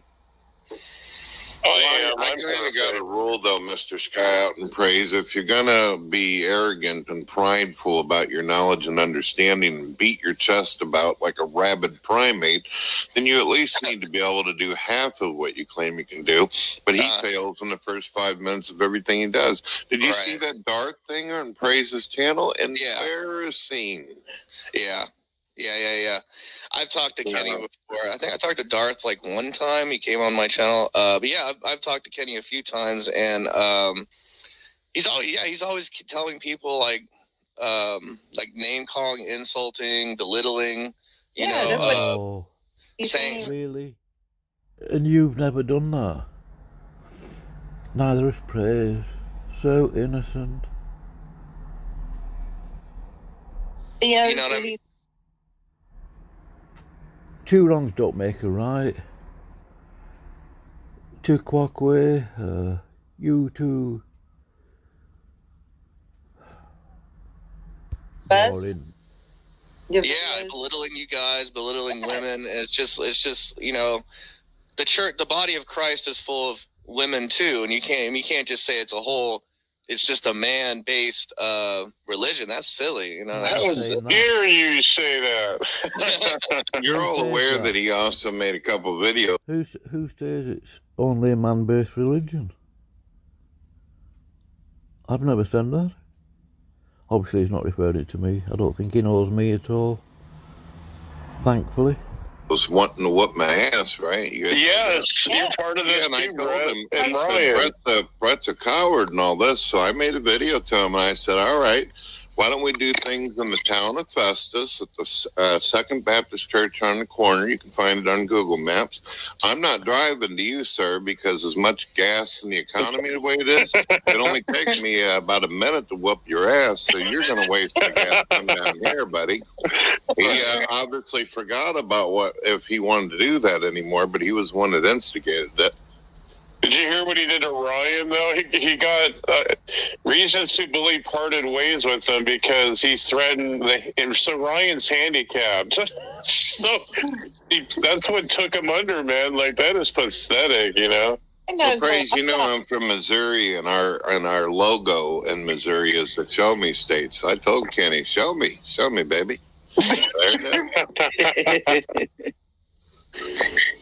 I couldn't believe the brass on Kenny. Like, there's no, humility. He has no shame. And, he's just shameless. Oh, right, yeah. Yeah. I don't think you have any shame, Praise. Into a Smoky bot. Yeah. Yeah, he was never like that before. Kenny? In the beginning, when I first saw him on Smokey's channel, he wasn't. I think Smokey and Kenny are they're in love with each other. I think something's going on. Yeah, they're like together. Are you guys saying the two are butt buddies? Yeah, that's what I'm saying. That's what it looks like to me. What's your gear style? That's what it looks like to me, man. That's what Banana we buddies. need to make a video where they're both standing next to each other. Can you feel the love tonight? I might do that. I can do that. Oh, I heard Kenny has a black eye. How did he get that? So his family member's a Marine or something. They got into a scuffle, and so the Marine grabbed a brick and hit him in the face. So that's what that was said, But we don't know. It's weird. Wow. He got hit in the face by a brick from a relative? Yeah. Oh my goodness. It might have been Smokey that threw the brick in. Come to bed right now. You think he might have been having a dream about rad roaches and picked up a brick while he's sleep throwing the brick? Yeah, who does Smokey hate a lot? Oh, it'd be really Six Shades, probably the most. Probably. Right. But there might be other ones too, though. I think he might hate Ryan, the Presbyterian. He hates me. He hates you. He hates PMARS. And why does he hate you, Kyle? In Christianity, there isn't any hate. That's the C word, and that's all. Anything if you're like, okay, Smokey, you're okay with him, but if you say one thing against him, then you're the C word. You're the bitch. You're this. You're that. Then right. Come on That's now. where all that belittling comes in. That's what I don't like about it. Like, bye-bye. Right. Nobody wants you here. Nobody, like you said, 4 views? Kenny thinks that he made a bet with Smokey that he was going to have 1,000 subscribers. I think it's going to be up in 3 weeks, I believe, within 2 months. He has 200. But in this lesson, because people are unsubscribing to him because of his behavior. But that's just kind of a weird thing, And then handing over Will his channel. That's kind of a weird thing too. Yeah. Well, that's where I saw Will's channel came through on my screen, so I clicked on it and I watched it for a few minutes, and Will had said something about not doing this for money anymore because Smokey's completely off the internet and working on his businesses and getting them going, and Will's helping him, and that's why he won't be back until May. You're talking about Will Kincaid, right? Yeah. Okay. Oh, yeah, that turd actually showed up in my room yesterday in the morning. Just as I was about to close it out, he shows up and he goes, yeah, Brett, I'm not doing this stuff for money anymore. I'm trying to do this and that. And I'm like, well, the reason why you're not trying to do it for money anymore is because none of these dumbasses have an account for you to get money off of anymore. So don't act like you're doing something honorable there, sir. Never thought of that. That's something. Yeah, I can't figure out Will. Well, just think of someone on crack cocaine and alcohol, and there you go. Yeah. Okay. And you got a Will Kincaid, right? He confesses to that he does drugs. He does. Will Kincaid will say like, I need to go now. I need to leave now. I gotta go do this. But we all know what he's gonna go do. Oh my! I heard him. If you watch some of his material, you can tell he's definitely on something. And he has a kid, so I'm like, how can you be? I don't know. If I was a father, I couldn't be a drug addict. You know what I mean? I'd have to. You'd have to try to at least be a good dad.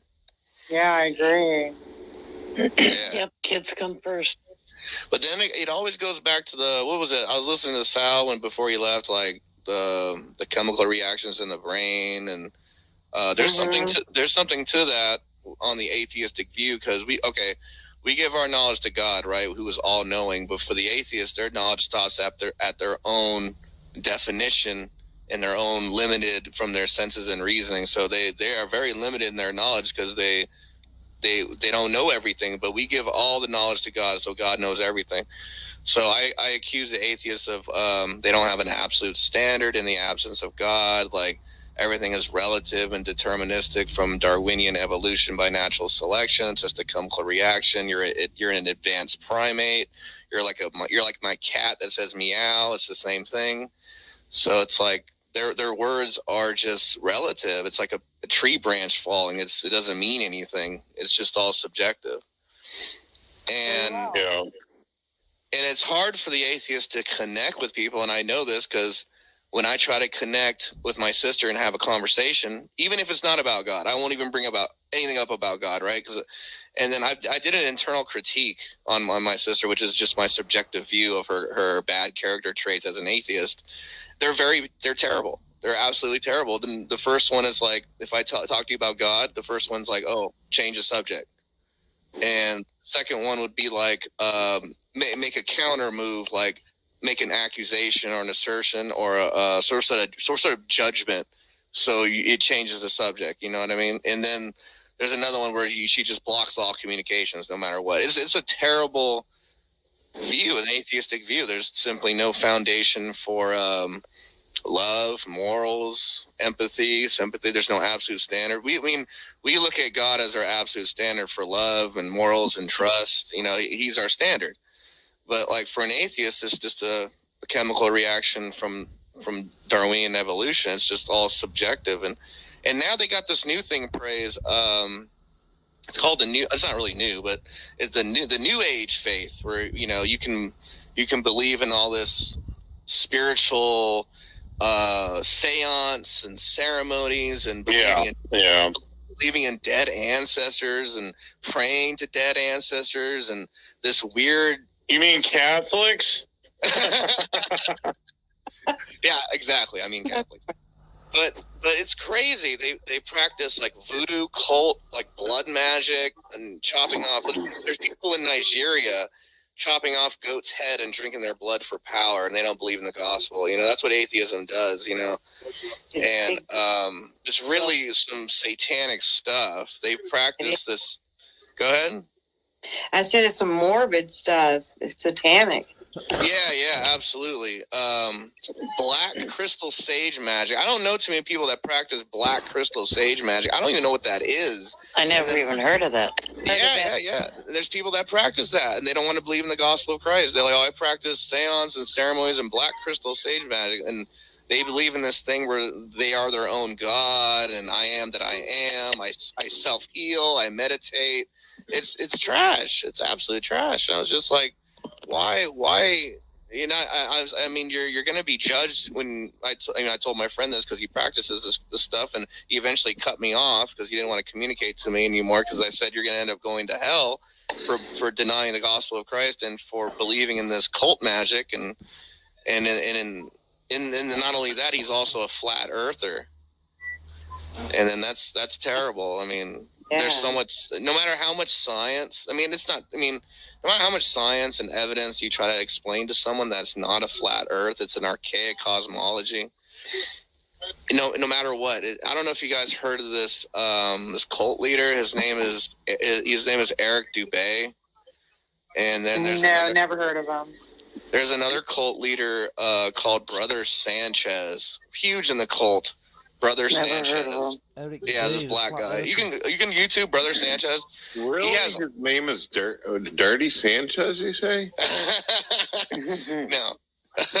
Brother Sanchez. He's this black dude, and he just like goes to Google Images and tries. He calls it decoding and deciphering, and he tries to throw up these random pictures and draw these parallels from different religions.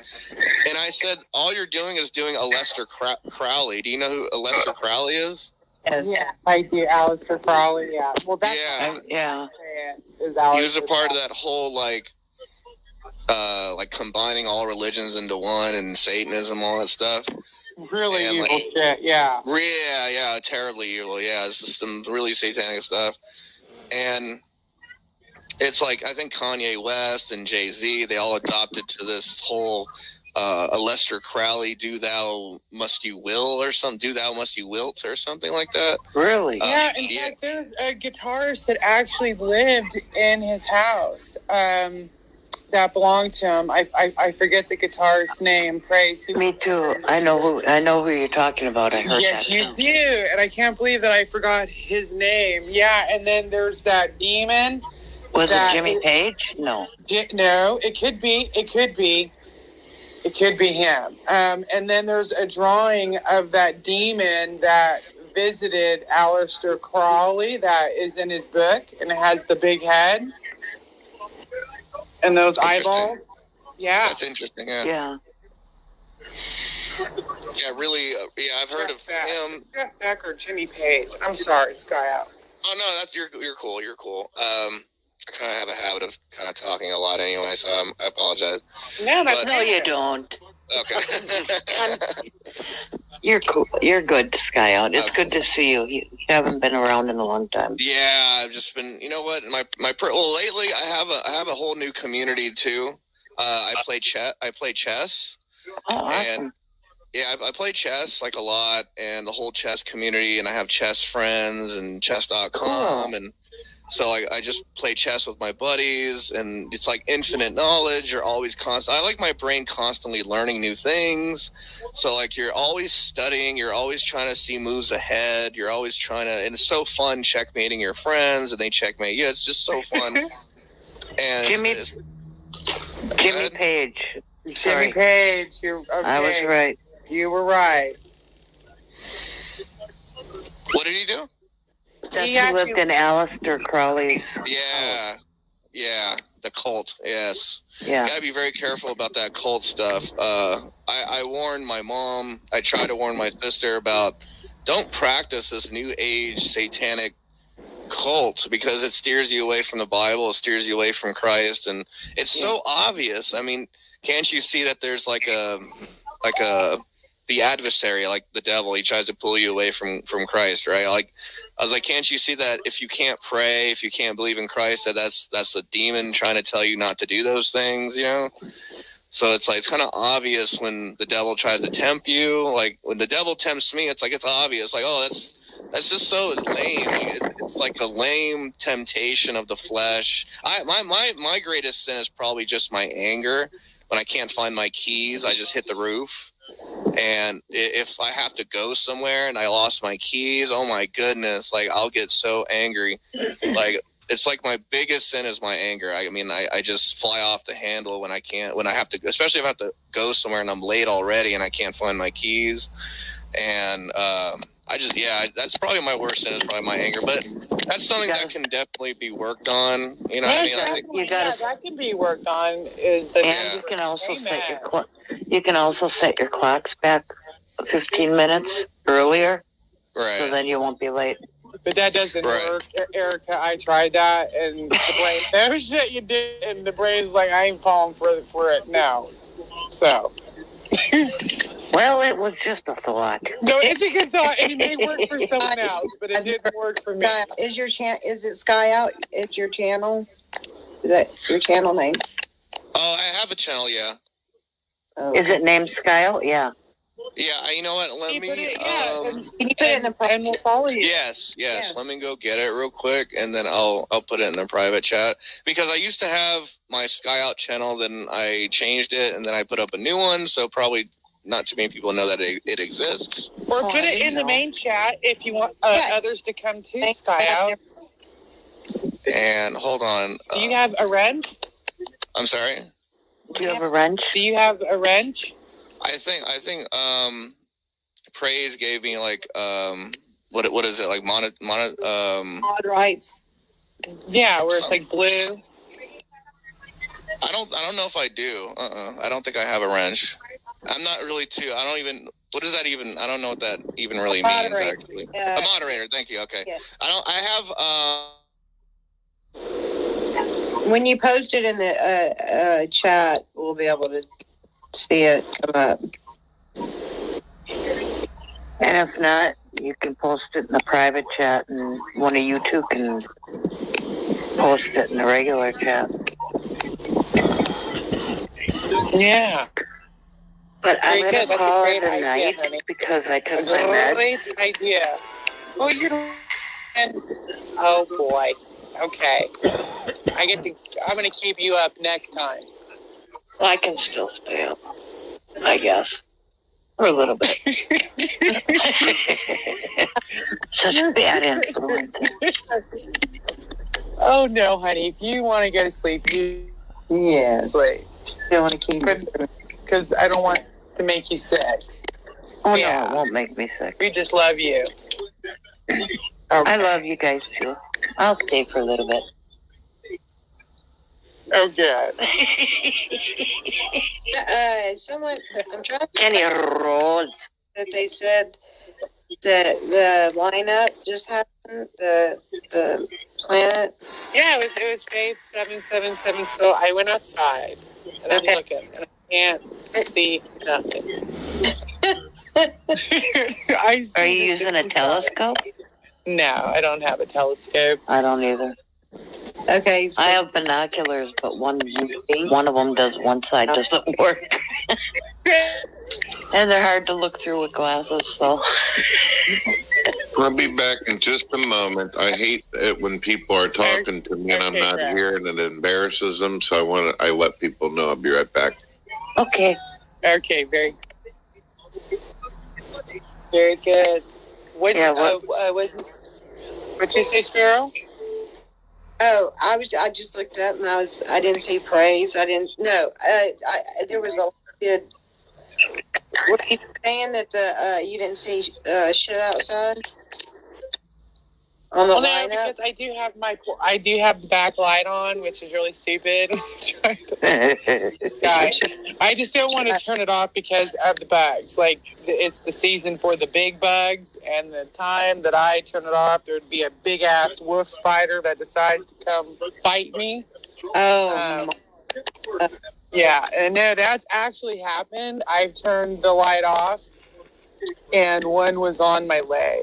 So what was it? Yeah, it was a wolf spider. Spiders. Ooh. Yeah. You can keep your Oklahoma. I'll stay in Wisconsin. And mine was like big, and it had yellow. Ooh. What was it?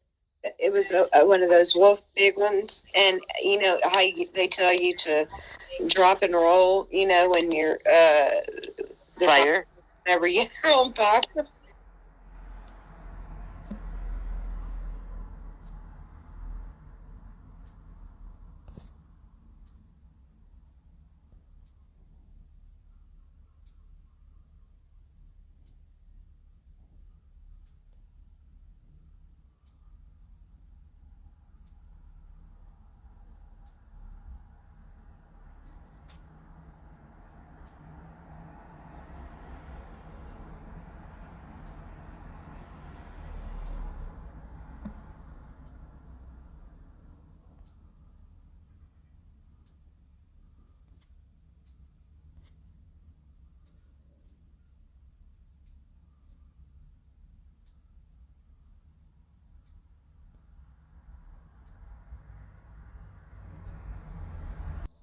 I mean, my point is, I was very, very cordial, and he's asking me exactly what I explained, which means he didn't listen to anything I said.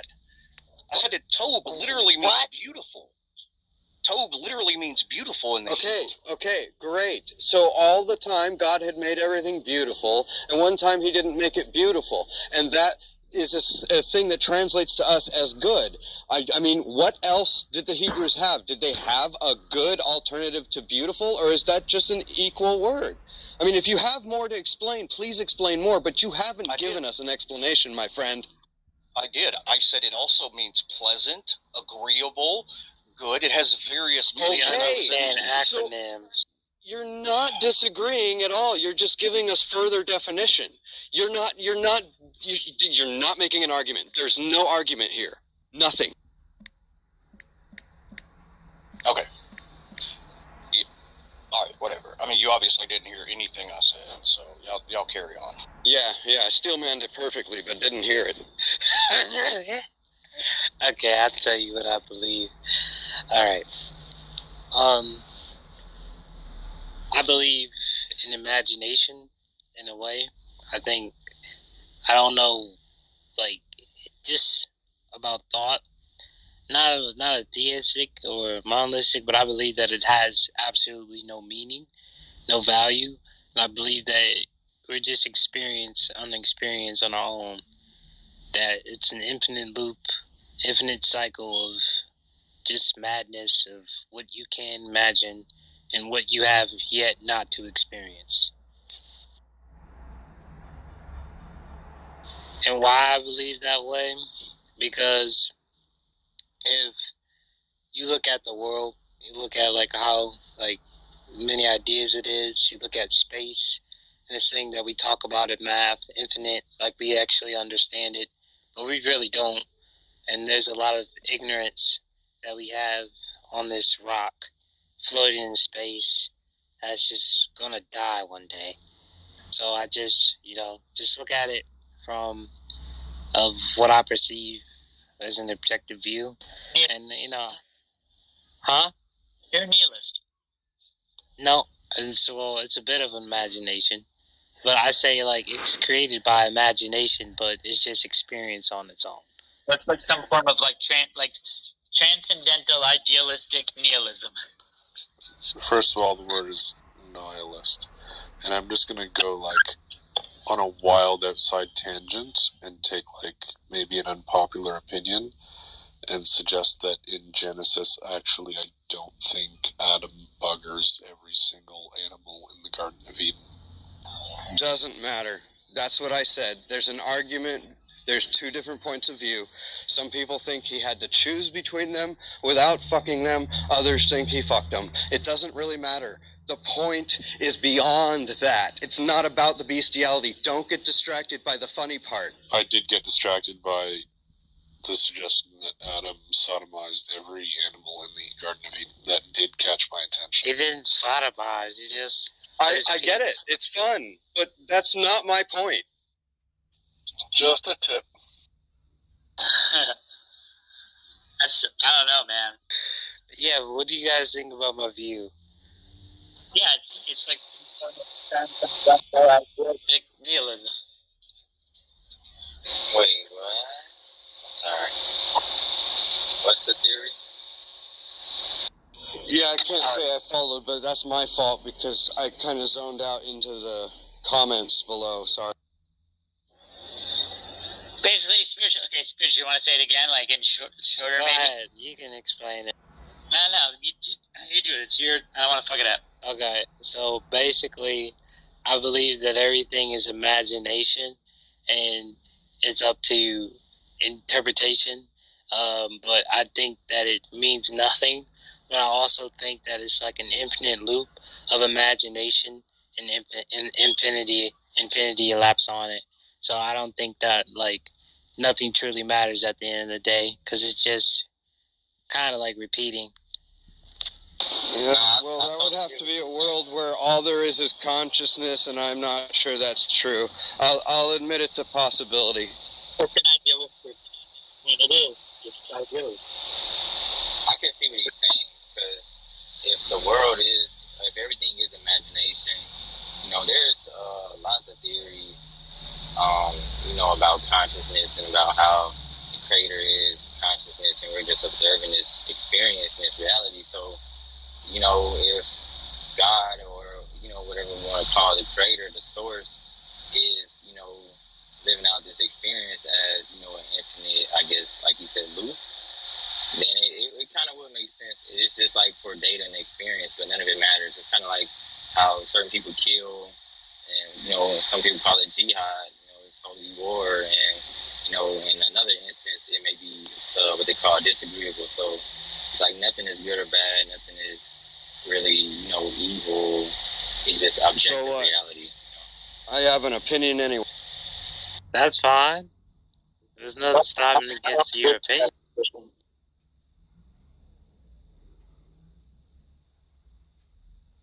Yeah, no, I mean, I'm fine with that. Ultimately, there's no arbiter of it all. But man, it's like, so what? Like, that doesn't do us any good at all. You can't get anywhere from there. It's like, well, I think the point of view that you could find in that, and I felt like this is what like helps me in life, just learn how to be. And I feel like instead of like putting your desires, This idea, what it means to be. so I'm about to explain it. Instead of like putting your desires or the things that you think or that you should have, rather good or bad, you just learn how to like just be like water and just flow. Like just do you. Yeah, that's easy to say. I mean, Yeah, what does that but mean? it's kind of really it's kind of really easy. The only way I could not be spiritual is if I don't exist.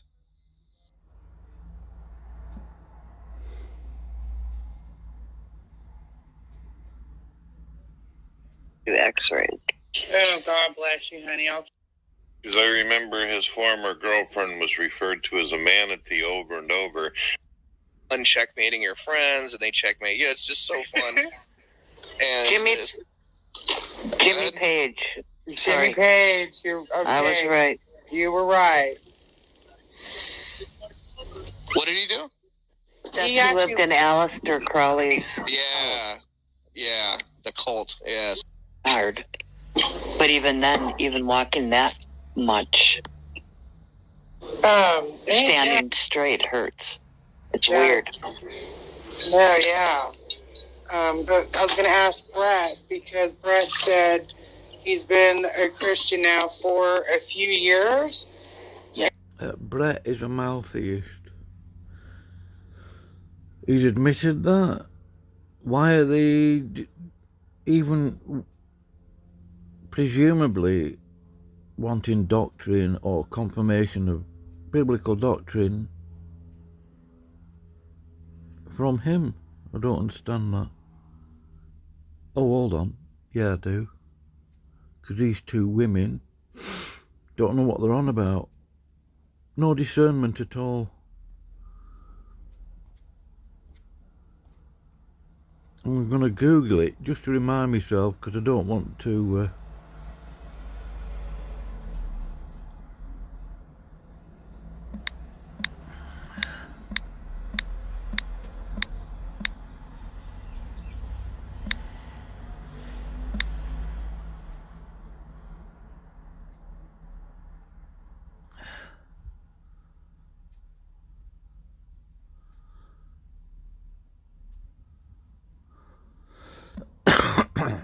straw man anybody. Well, and I'm just curious where Brett is on, like, how do you feel about being a Christian, Brett? I'm just curious. Well, for me, it's been hell on wheels, to be honest with you, Olive. I used to be an extremely popular atheist in social media. I even wrote atheist books and all that kind of stuff. People looked up to me. I was like one of the top 5. So as soon as I walked away from atheism, I had atheists wanting to basically drag me through the mud. Then on top of it, I had like over a year of Christians not believing I was the real deal. Well, I heard only bad things about you. But yeah. I never talked to you, and I'm not going to listen to rumors. Amen. That's the way to do it. You got to look beyond the cover of a book for sure. That's the best way to do it. Can't judge a book by its cover. Yeah. So it's been rough. And then I was looking, Olive, believe it or not, I was looking for people who would be able to help me grow on a theological level and, fellowship. And one of the first people I got introduced to was G-Man and Smokey Saint, because they were the only ones at the time that had like open rooms, and people said, "Oh, Smokey's so smart," and then we know how that ended up. Oh, yeah. See, I don't know the G-Man guy. I don't know anything about him, but yeah. He's basically... Doesn't he have something to do with Shanny and... Yeah. I heard a little bit about that. When I met him, the Shanny thing wasn't the thing. he was somebody I tried to learn from, hang out, and fellowship with, and he turned out to be someone who was all about drama. He cares more about himself than God at any point in time or any given day. So, yeah, it's been a nightmare. Alice. I'm sorry to hear that, Brett. How's your prayers going? Well, as far as my prayers go, I feel like some things are answered, and sometimes I don't get the things I want because God's got other plans for me. Yeah. That's how I look at it. Yep. Kind of reminds me of that Garth Brooks song. I don't know if you've ever heard it. Sometimes the best things are the prayers that don't get Or answered. unanswered prayers. Yes. Gave me goosebumps, Brett. That's a good song. I don't know if I ever heard it. Oh, that's But yeah, a good song. that's Or unanswered. Like, yes, sometimes the best things are unanswered prayers. That's a really good song. I'll have to look into it. I Garth had no Brooks, idea that you were unanswered once prayers. an atheist. I had no idea. Yeah, I wasn't just an atheist. I was a very angry, aggravated one, too. People really gravitated towards me because of it. And I had a lot of tragedy happen, Olive, and I was taking it out on religion and God and all that stuff. So it took years of healing. Wow. Ron's an amazing Well, I'm glad guy. you're here with us. Yeah. Well, if things keep going the way they're going with this Kent Hovind thing, I'm afraid I'm going to be burned at the damn stake. Oh, wow. Is it Not on by both me. sides, or is it just one side that's doing it, or? it's both sides because both sides want. It's not Kent himself. Kent's a gentleman. He's a Yeah. really, really nice guy. His wife is nice, but his former wives are angry at him, and they've got a huge army going after him. And if you don't, they've got this attitude where if you don't agree with everything they say, then you're a piece of trash kind of attitude. It's like, can't I agree with you on some things, disagree with you on others, and still be buds? Is that possible? Right. That's how we do in Missouri. You know, Agree to you can be disagree. good friends. Hell, you can even be brothers and sisters. Can't you disagree and still love each other? Is that a problem? Yeah. Agree to disagree. No, that's where I'm at. I basically feel like an awkward turd in a punch bowl. I don't belong. Yes, you do. Popular as a hair in a biscuit, as that saying goes. But yeah, I mean, that's a hard thing. Sometimes God will separate the people that are around us. God is using you. He is, Brad, and he is. Because if you're being attacked the way you are, there's a reason for it. Oh, I hear you. I hear a lot of people say, "Bro, you're being used by God." And I said, "What, for a punching bag?" Yeah, we're supposed to be peculiar people, you know. Yeah, we have, the many body of Christ.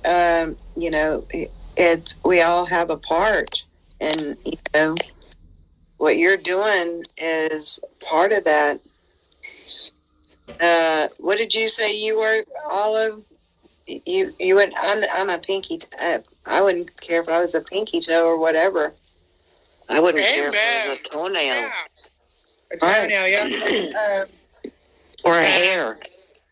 Eddie said he was the big toe, and I thought that was beautiful because that's a humble thing. Because everyone's like, I'm the eyes, or I'm the fist, or something.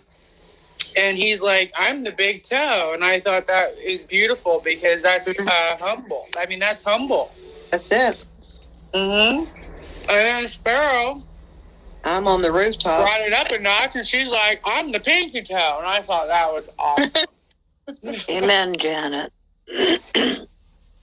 She says, amen, Erica. I'm big on agree to disagree, but some Christians preach that there is only one way to think, and it's their way, of course. Strangers in the world, pilgrims on a journey, and going. No, Yeah, that's another thing too. That's another thing. My theological positions, they tend to mess with people as well. I'm a work in progress. I'm still trying to figure out where I'm supposed to stand. Praise has been one of the few out there that's been really. What is that? Is somebody running a vacuum? My disposal. I'm sorry. I didn't know it. I was Lots of weird sounds tonight. Unbelievable. I'm All right. so sorry. So I was saying before that a disposal sounded like Cookie Monster wanting to eat me like a cookie. And, yeah, my theological positions are getting me in trouble too, because whoever that person was that said that out there, they're right. It's like some people don't realize that we all have our own separate walk, our own personal walk with God, and if you don't share theirs, they're like, screw you, you're wrong, you're a witch or something like that. So it's like, ouch. And we all understand differently. That is so good though, because he put it in a way. No, he put it in a way that nobody has. That it's your own personal walk, and people don't understand that. That well said. I called you Eddie. I'm sorry. Brett. Yeah, I've been known every once in a while. I love to say something clever. That's what I've been told. What's up, Erica? No, I just. But I'll know that your name is Brett called instead you of Eddie. Eddie. Because I was talking about Eddie and the big toe, so I called you Eddie, and I didn't mean to. I said, I'm sorry, Brett. I'm sorry. No, it's all good. I'm a big fan of Eddie and the Cruisers myself. There you go. Yeah. You know, I mean, God scattered his children all over. So, amen. You know, one thing about the platform that we're on, like the platform, this is the true Christians that, you know, that are really out there, you know, that really care about people and are trying to make they're not strawberries, or they don't come from strawberries, or whatever their position is. You know, we're trying, you know, to actually spread Seriously, that's painful to hear, to listen to.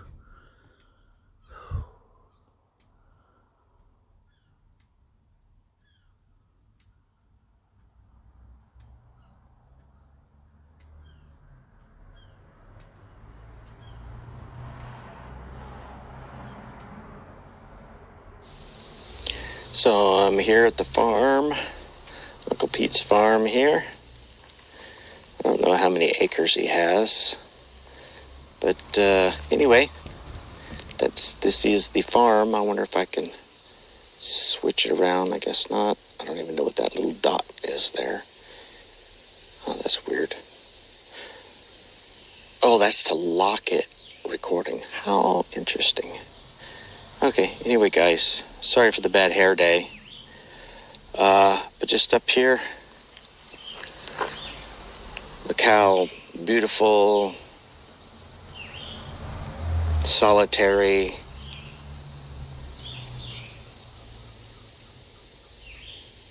maybe some deer will come up this evening. I put some corn out for them right over here.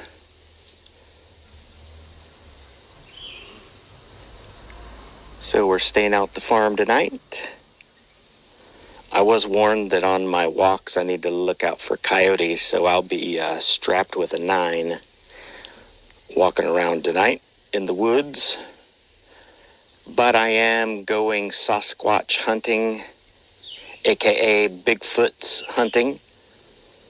And as long as the aliens don't, you know, intervene, get in my way, I should have a good hunting night. But I don't know, maybe I would want to get abducted by aliens. As long as they didn't try any freaky stuff, I think I'd be okay. You know, if they let me fly the ship a little bit, I think I would handle that. But no probing me sounds very gay at the least, and painful at worst. Anywho, Uncle Pete's farm, ladies and gentlemen. Look at that.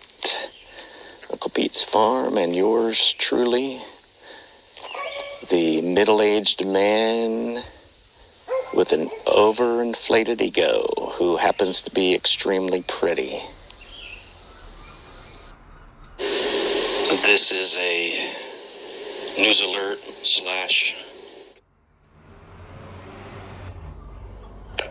See, that's one of the reasons too, Olive and Erica, why I like praise so much. Praise has been he's one of the few where if I say I'm having a conflict with something, or I'm having an issue with the Bible or something on a passage, and if I say to him, hey man, can you help me out or something, or get me around this to figure out what's going on, he's more than willing to help.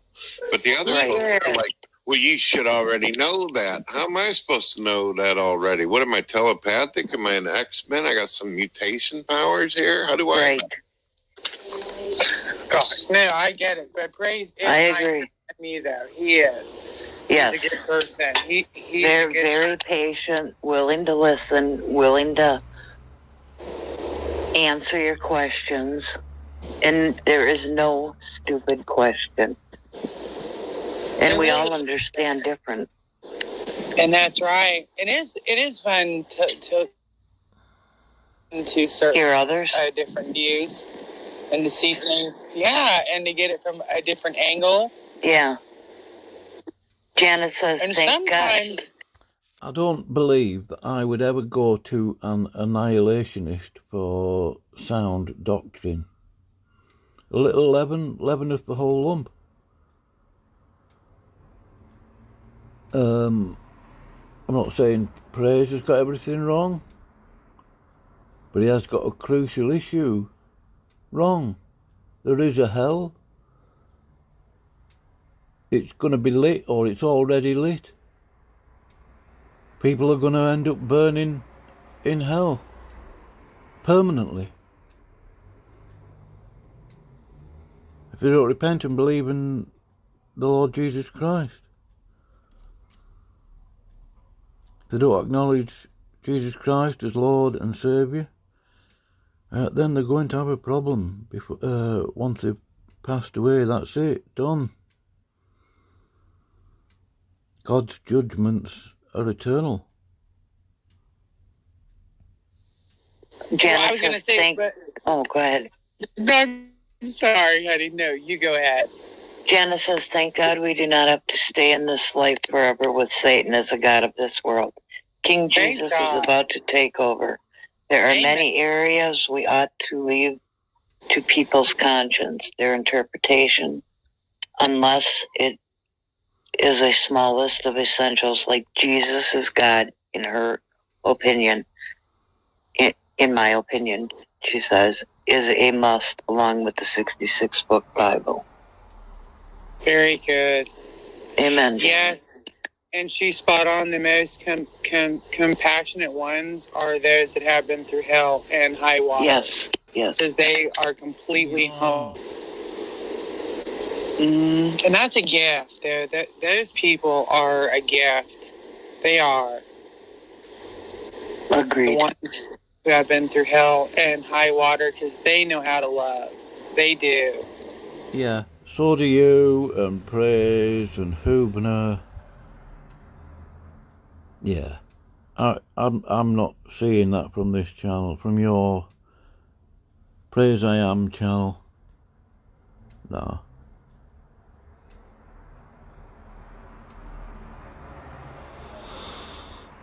Amen. Yeah. They know how to love. You know. Definitely. You know. Oh yeah. What happened? I hope Sparrow comes back. Yeah. I hope so. I know. As long as they do not contradict you, they're fine. You won't start swearing at them and ridiculing them. Oh yeah. If she wasn't virtually raptured, it'd be messy. No, she'll get her shoe out and she'll beat him and she'll be back. She'll get that shoe out and hit you upside the head. Good morning, Bill. Good morning, Bill. I ain't seen him in a while. I hope he's been doing all right. Yeah, it was his birthday the other day. Happy belated birthday. Well, how old are you now, Bill? 20? 21? Mm-hmm. He's actually 23. I'm 52, so I'm 25. Just You're reverse so the numbers. precious, Erica. I love it. You are somebody so beautiful. told me that. You are so beautiful. Oh, thank you. Glory to God. Somebody told me that. No, you're not 52. 25. I'm like, hey, that makes sense. And it's not me getting older, it's my body getting older. So if I flip my age around, so if I'm 37, that would make me 73. So I can't flip mine around. Bill says, thanks for the belated birthday. 51 coming on 21. Very good. Well, Alan, if any of you have any more questions for me, I'll be more than happy to answer. Hopefully Sparrow will make it back. I don't want to spend the whole time whining about my woes. So No. No, that is awesome, though. That is awesome. I like to hear woes. Yes, weird. if you need to talk, we're here. Yeah. Yeah. No, anything on your mind? I don't want to just be the woe monger here. I'd like to actually. No, let it rip, Brett. So, Brett, since you were, let it rip. Let it rip. Well, what were you going to ask? That'll make it easier. Okay, so I was going to say, since you were once an atheist, do you believe in an old earth or a young earth? But if you don't want to answer, you don't have to answer. No, that's fine. That's fine. I'm so used to getting cooked in the pan anywhere in these conversations. I'm getting used to it. I'm starting to lose feeling in my ass every time it gets lit on fire at this point. Well, I've been listening to obviously a lot of guys. Like, I got a really good friend, TTOR, and also, I got Ken Tobin around all the time and Matt Powell. And I listen to a lot of the arguments, but unfortunately, I've been indoctrinated all my life into believing that the earth is old and the universe.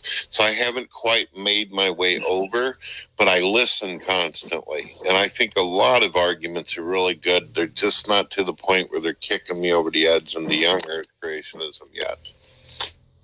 I gotcha. See, that's a hard one for me too, Brett, because I grew up with believing an old earth, and then when I found Christ and the church that I joined, they believed in an old earth, so I just thought that was normal. And then when all this young earth stuff came up, so like this is all new to me too. Sometimes I try to pay attention, but I don't, because to me, I don't know, like it's not a salvation big deal. issue. If it's young, Right. it's young. If it's old, like that to me isn't because we're gonna have a new heavens and a new earth. That's what I care about. Yeah. And I care, but I do know that it's a big deal to some folks, and I don't like it's nothing to fight over. To disrespect them. It doesn't seem like a lot of people give me a whole lot of heat over that specific topic. The Malthuism and the annihilationism ideas that I have are the ones that get me in the most serious of trouble. Erica, are you flying on a jet over there? What's that noise? Goodness gracious. That's not me. Is that you, Alex? No, that's me. It's probably the wind, and then my dogs are having their nightly argument. It's Betty and Bonus. Bill, I've been using Odyssey. I like the place, but my goodness, it's hard to get views on that side. I don't know what's going on over there. Goodness. Hey, Sparrow, welcome back. Did you get that contraption working? She might have switched accounts. Yeah, I switched accounts. Beautiful. How does it sound better? Much better. Yeah. So, Olive, were you able to hear anything I said while we were flying a jet together? I did. I heard it all. That was really good, Brett. That was really good.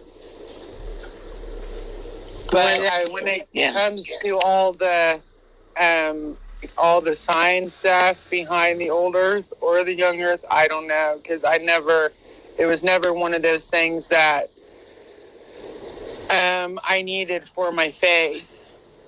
Right. Or that I wanted to know. Like, my first thing, it was about historical Christ. That was my thing. Learning who Christ was and is, right? So, right. That was As far as old Earth, young Earth, besides it not being a salvation issue for me, there's the other thing that a lot of people, when they're arguing with each other over these matters, that they forget to say.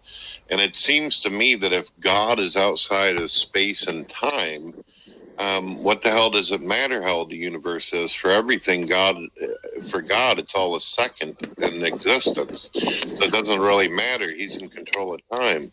Amen. That's like, the flat earth, round earth argument. It's not a salvation issue. Yeah, and folks, the earth is not flat. It's pizza shaped. Get with it. or what does that one scientist guy say? He says it's a pear. I do remember Iger showing that video. That caught my attention. Oh, Mr. DeGrasse Tyson. He only thinks the earth is pear-shaped because he's got a lopsided head. Everything seems pear-shaped to him. Yeah. No, I'm just joking. No, Who did that video?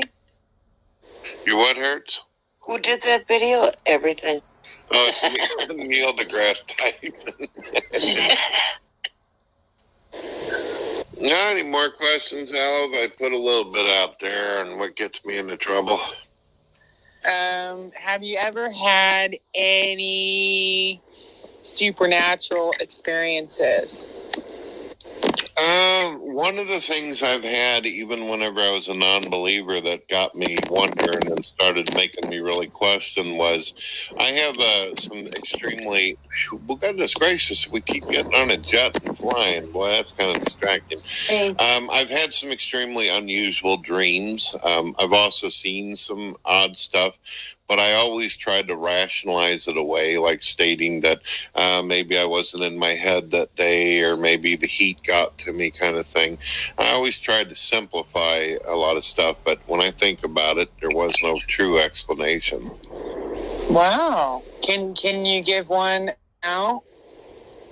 Well, I've had this one kind of spooks religious folks out as well as non-believers, but I've had dreams of people passing away, and then they eventually did. That's been really hard on some of my family members. I've had dreams that someone that we loved was going to pass, and the person would seem very healthy when the dream happened, and then something would go down. And a lot of my family members, they kind of, how do I put it? It's kind of like somebody says something weird and people just kind of want to step back into the shadows. They don't want to hear it anymore. Yeah, no, that would freak me out too. Like if you said I had a dream, if you were my family member, and said that I dreamt that you died, to be like, yeah, understandably. Yeah. So there's that. Now, okay, no, but I have one more. Yeah, go ahead. I'm sorry, Sparrow. No, I was going to ask Brad, so... Do what, honey? Go ahead, Olive. One at a time, ladies. No, we do this all the time on the phone. It's so funny.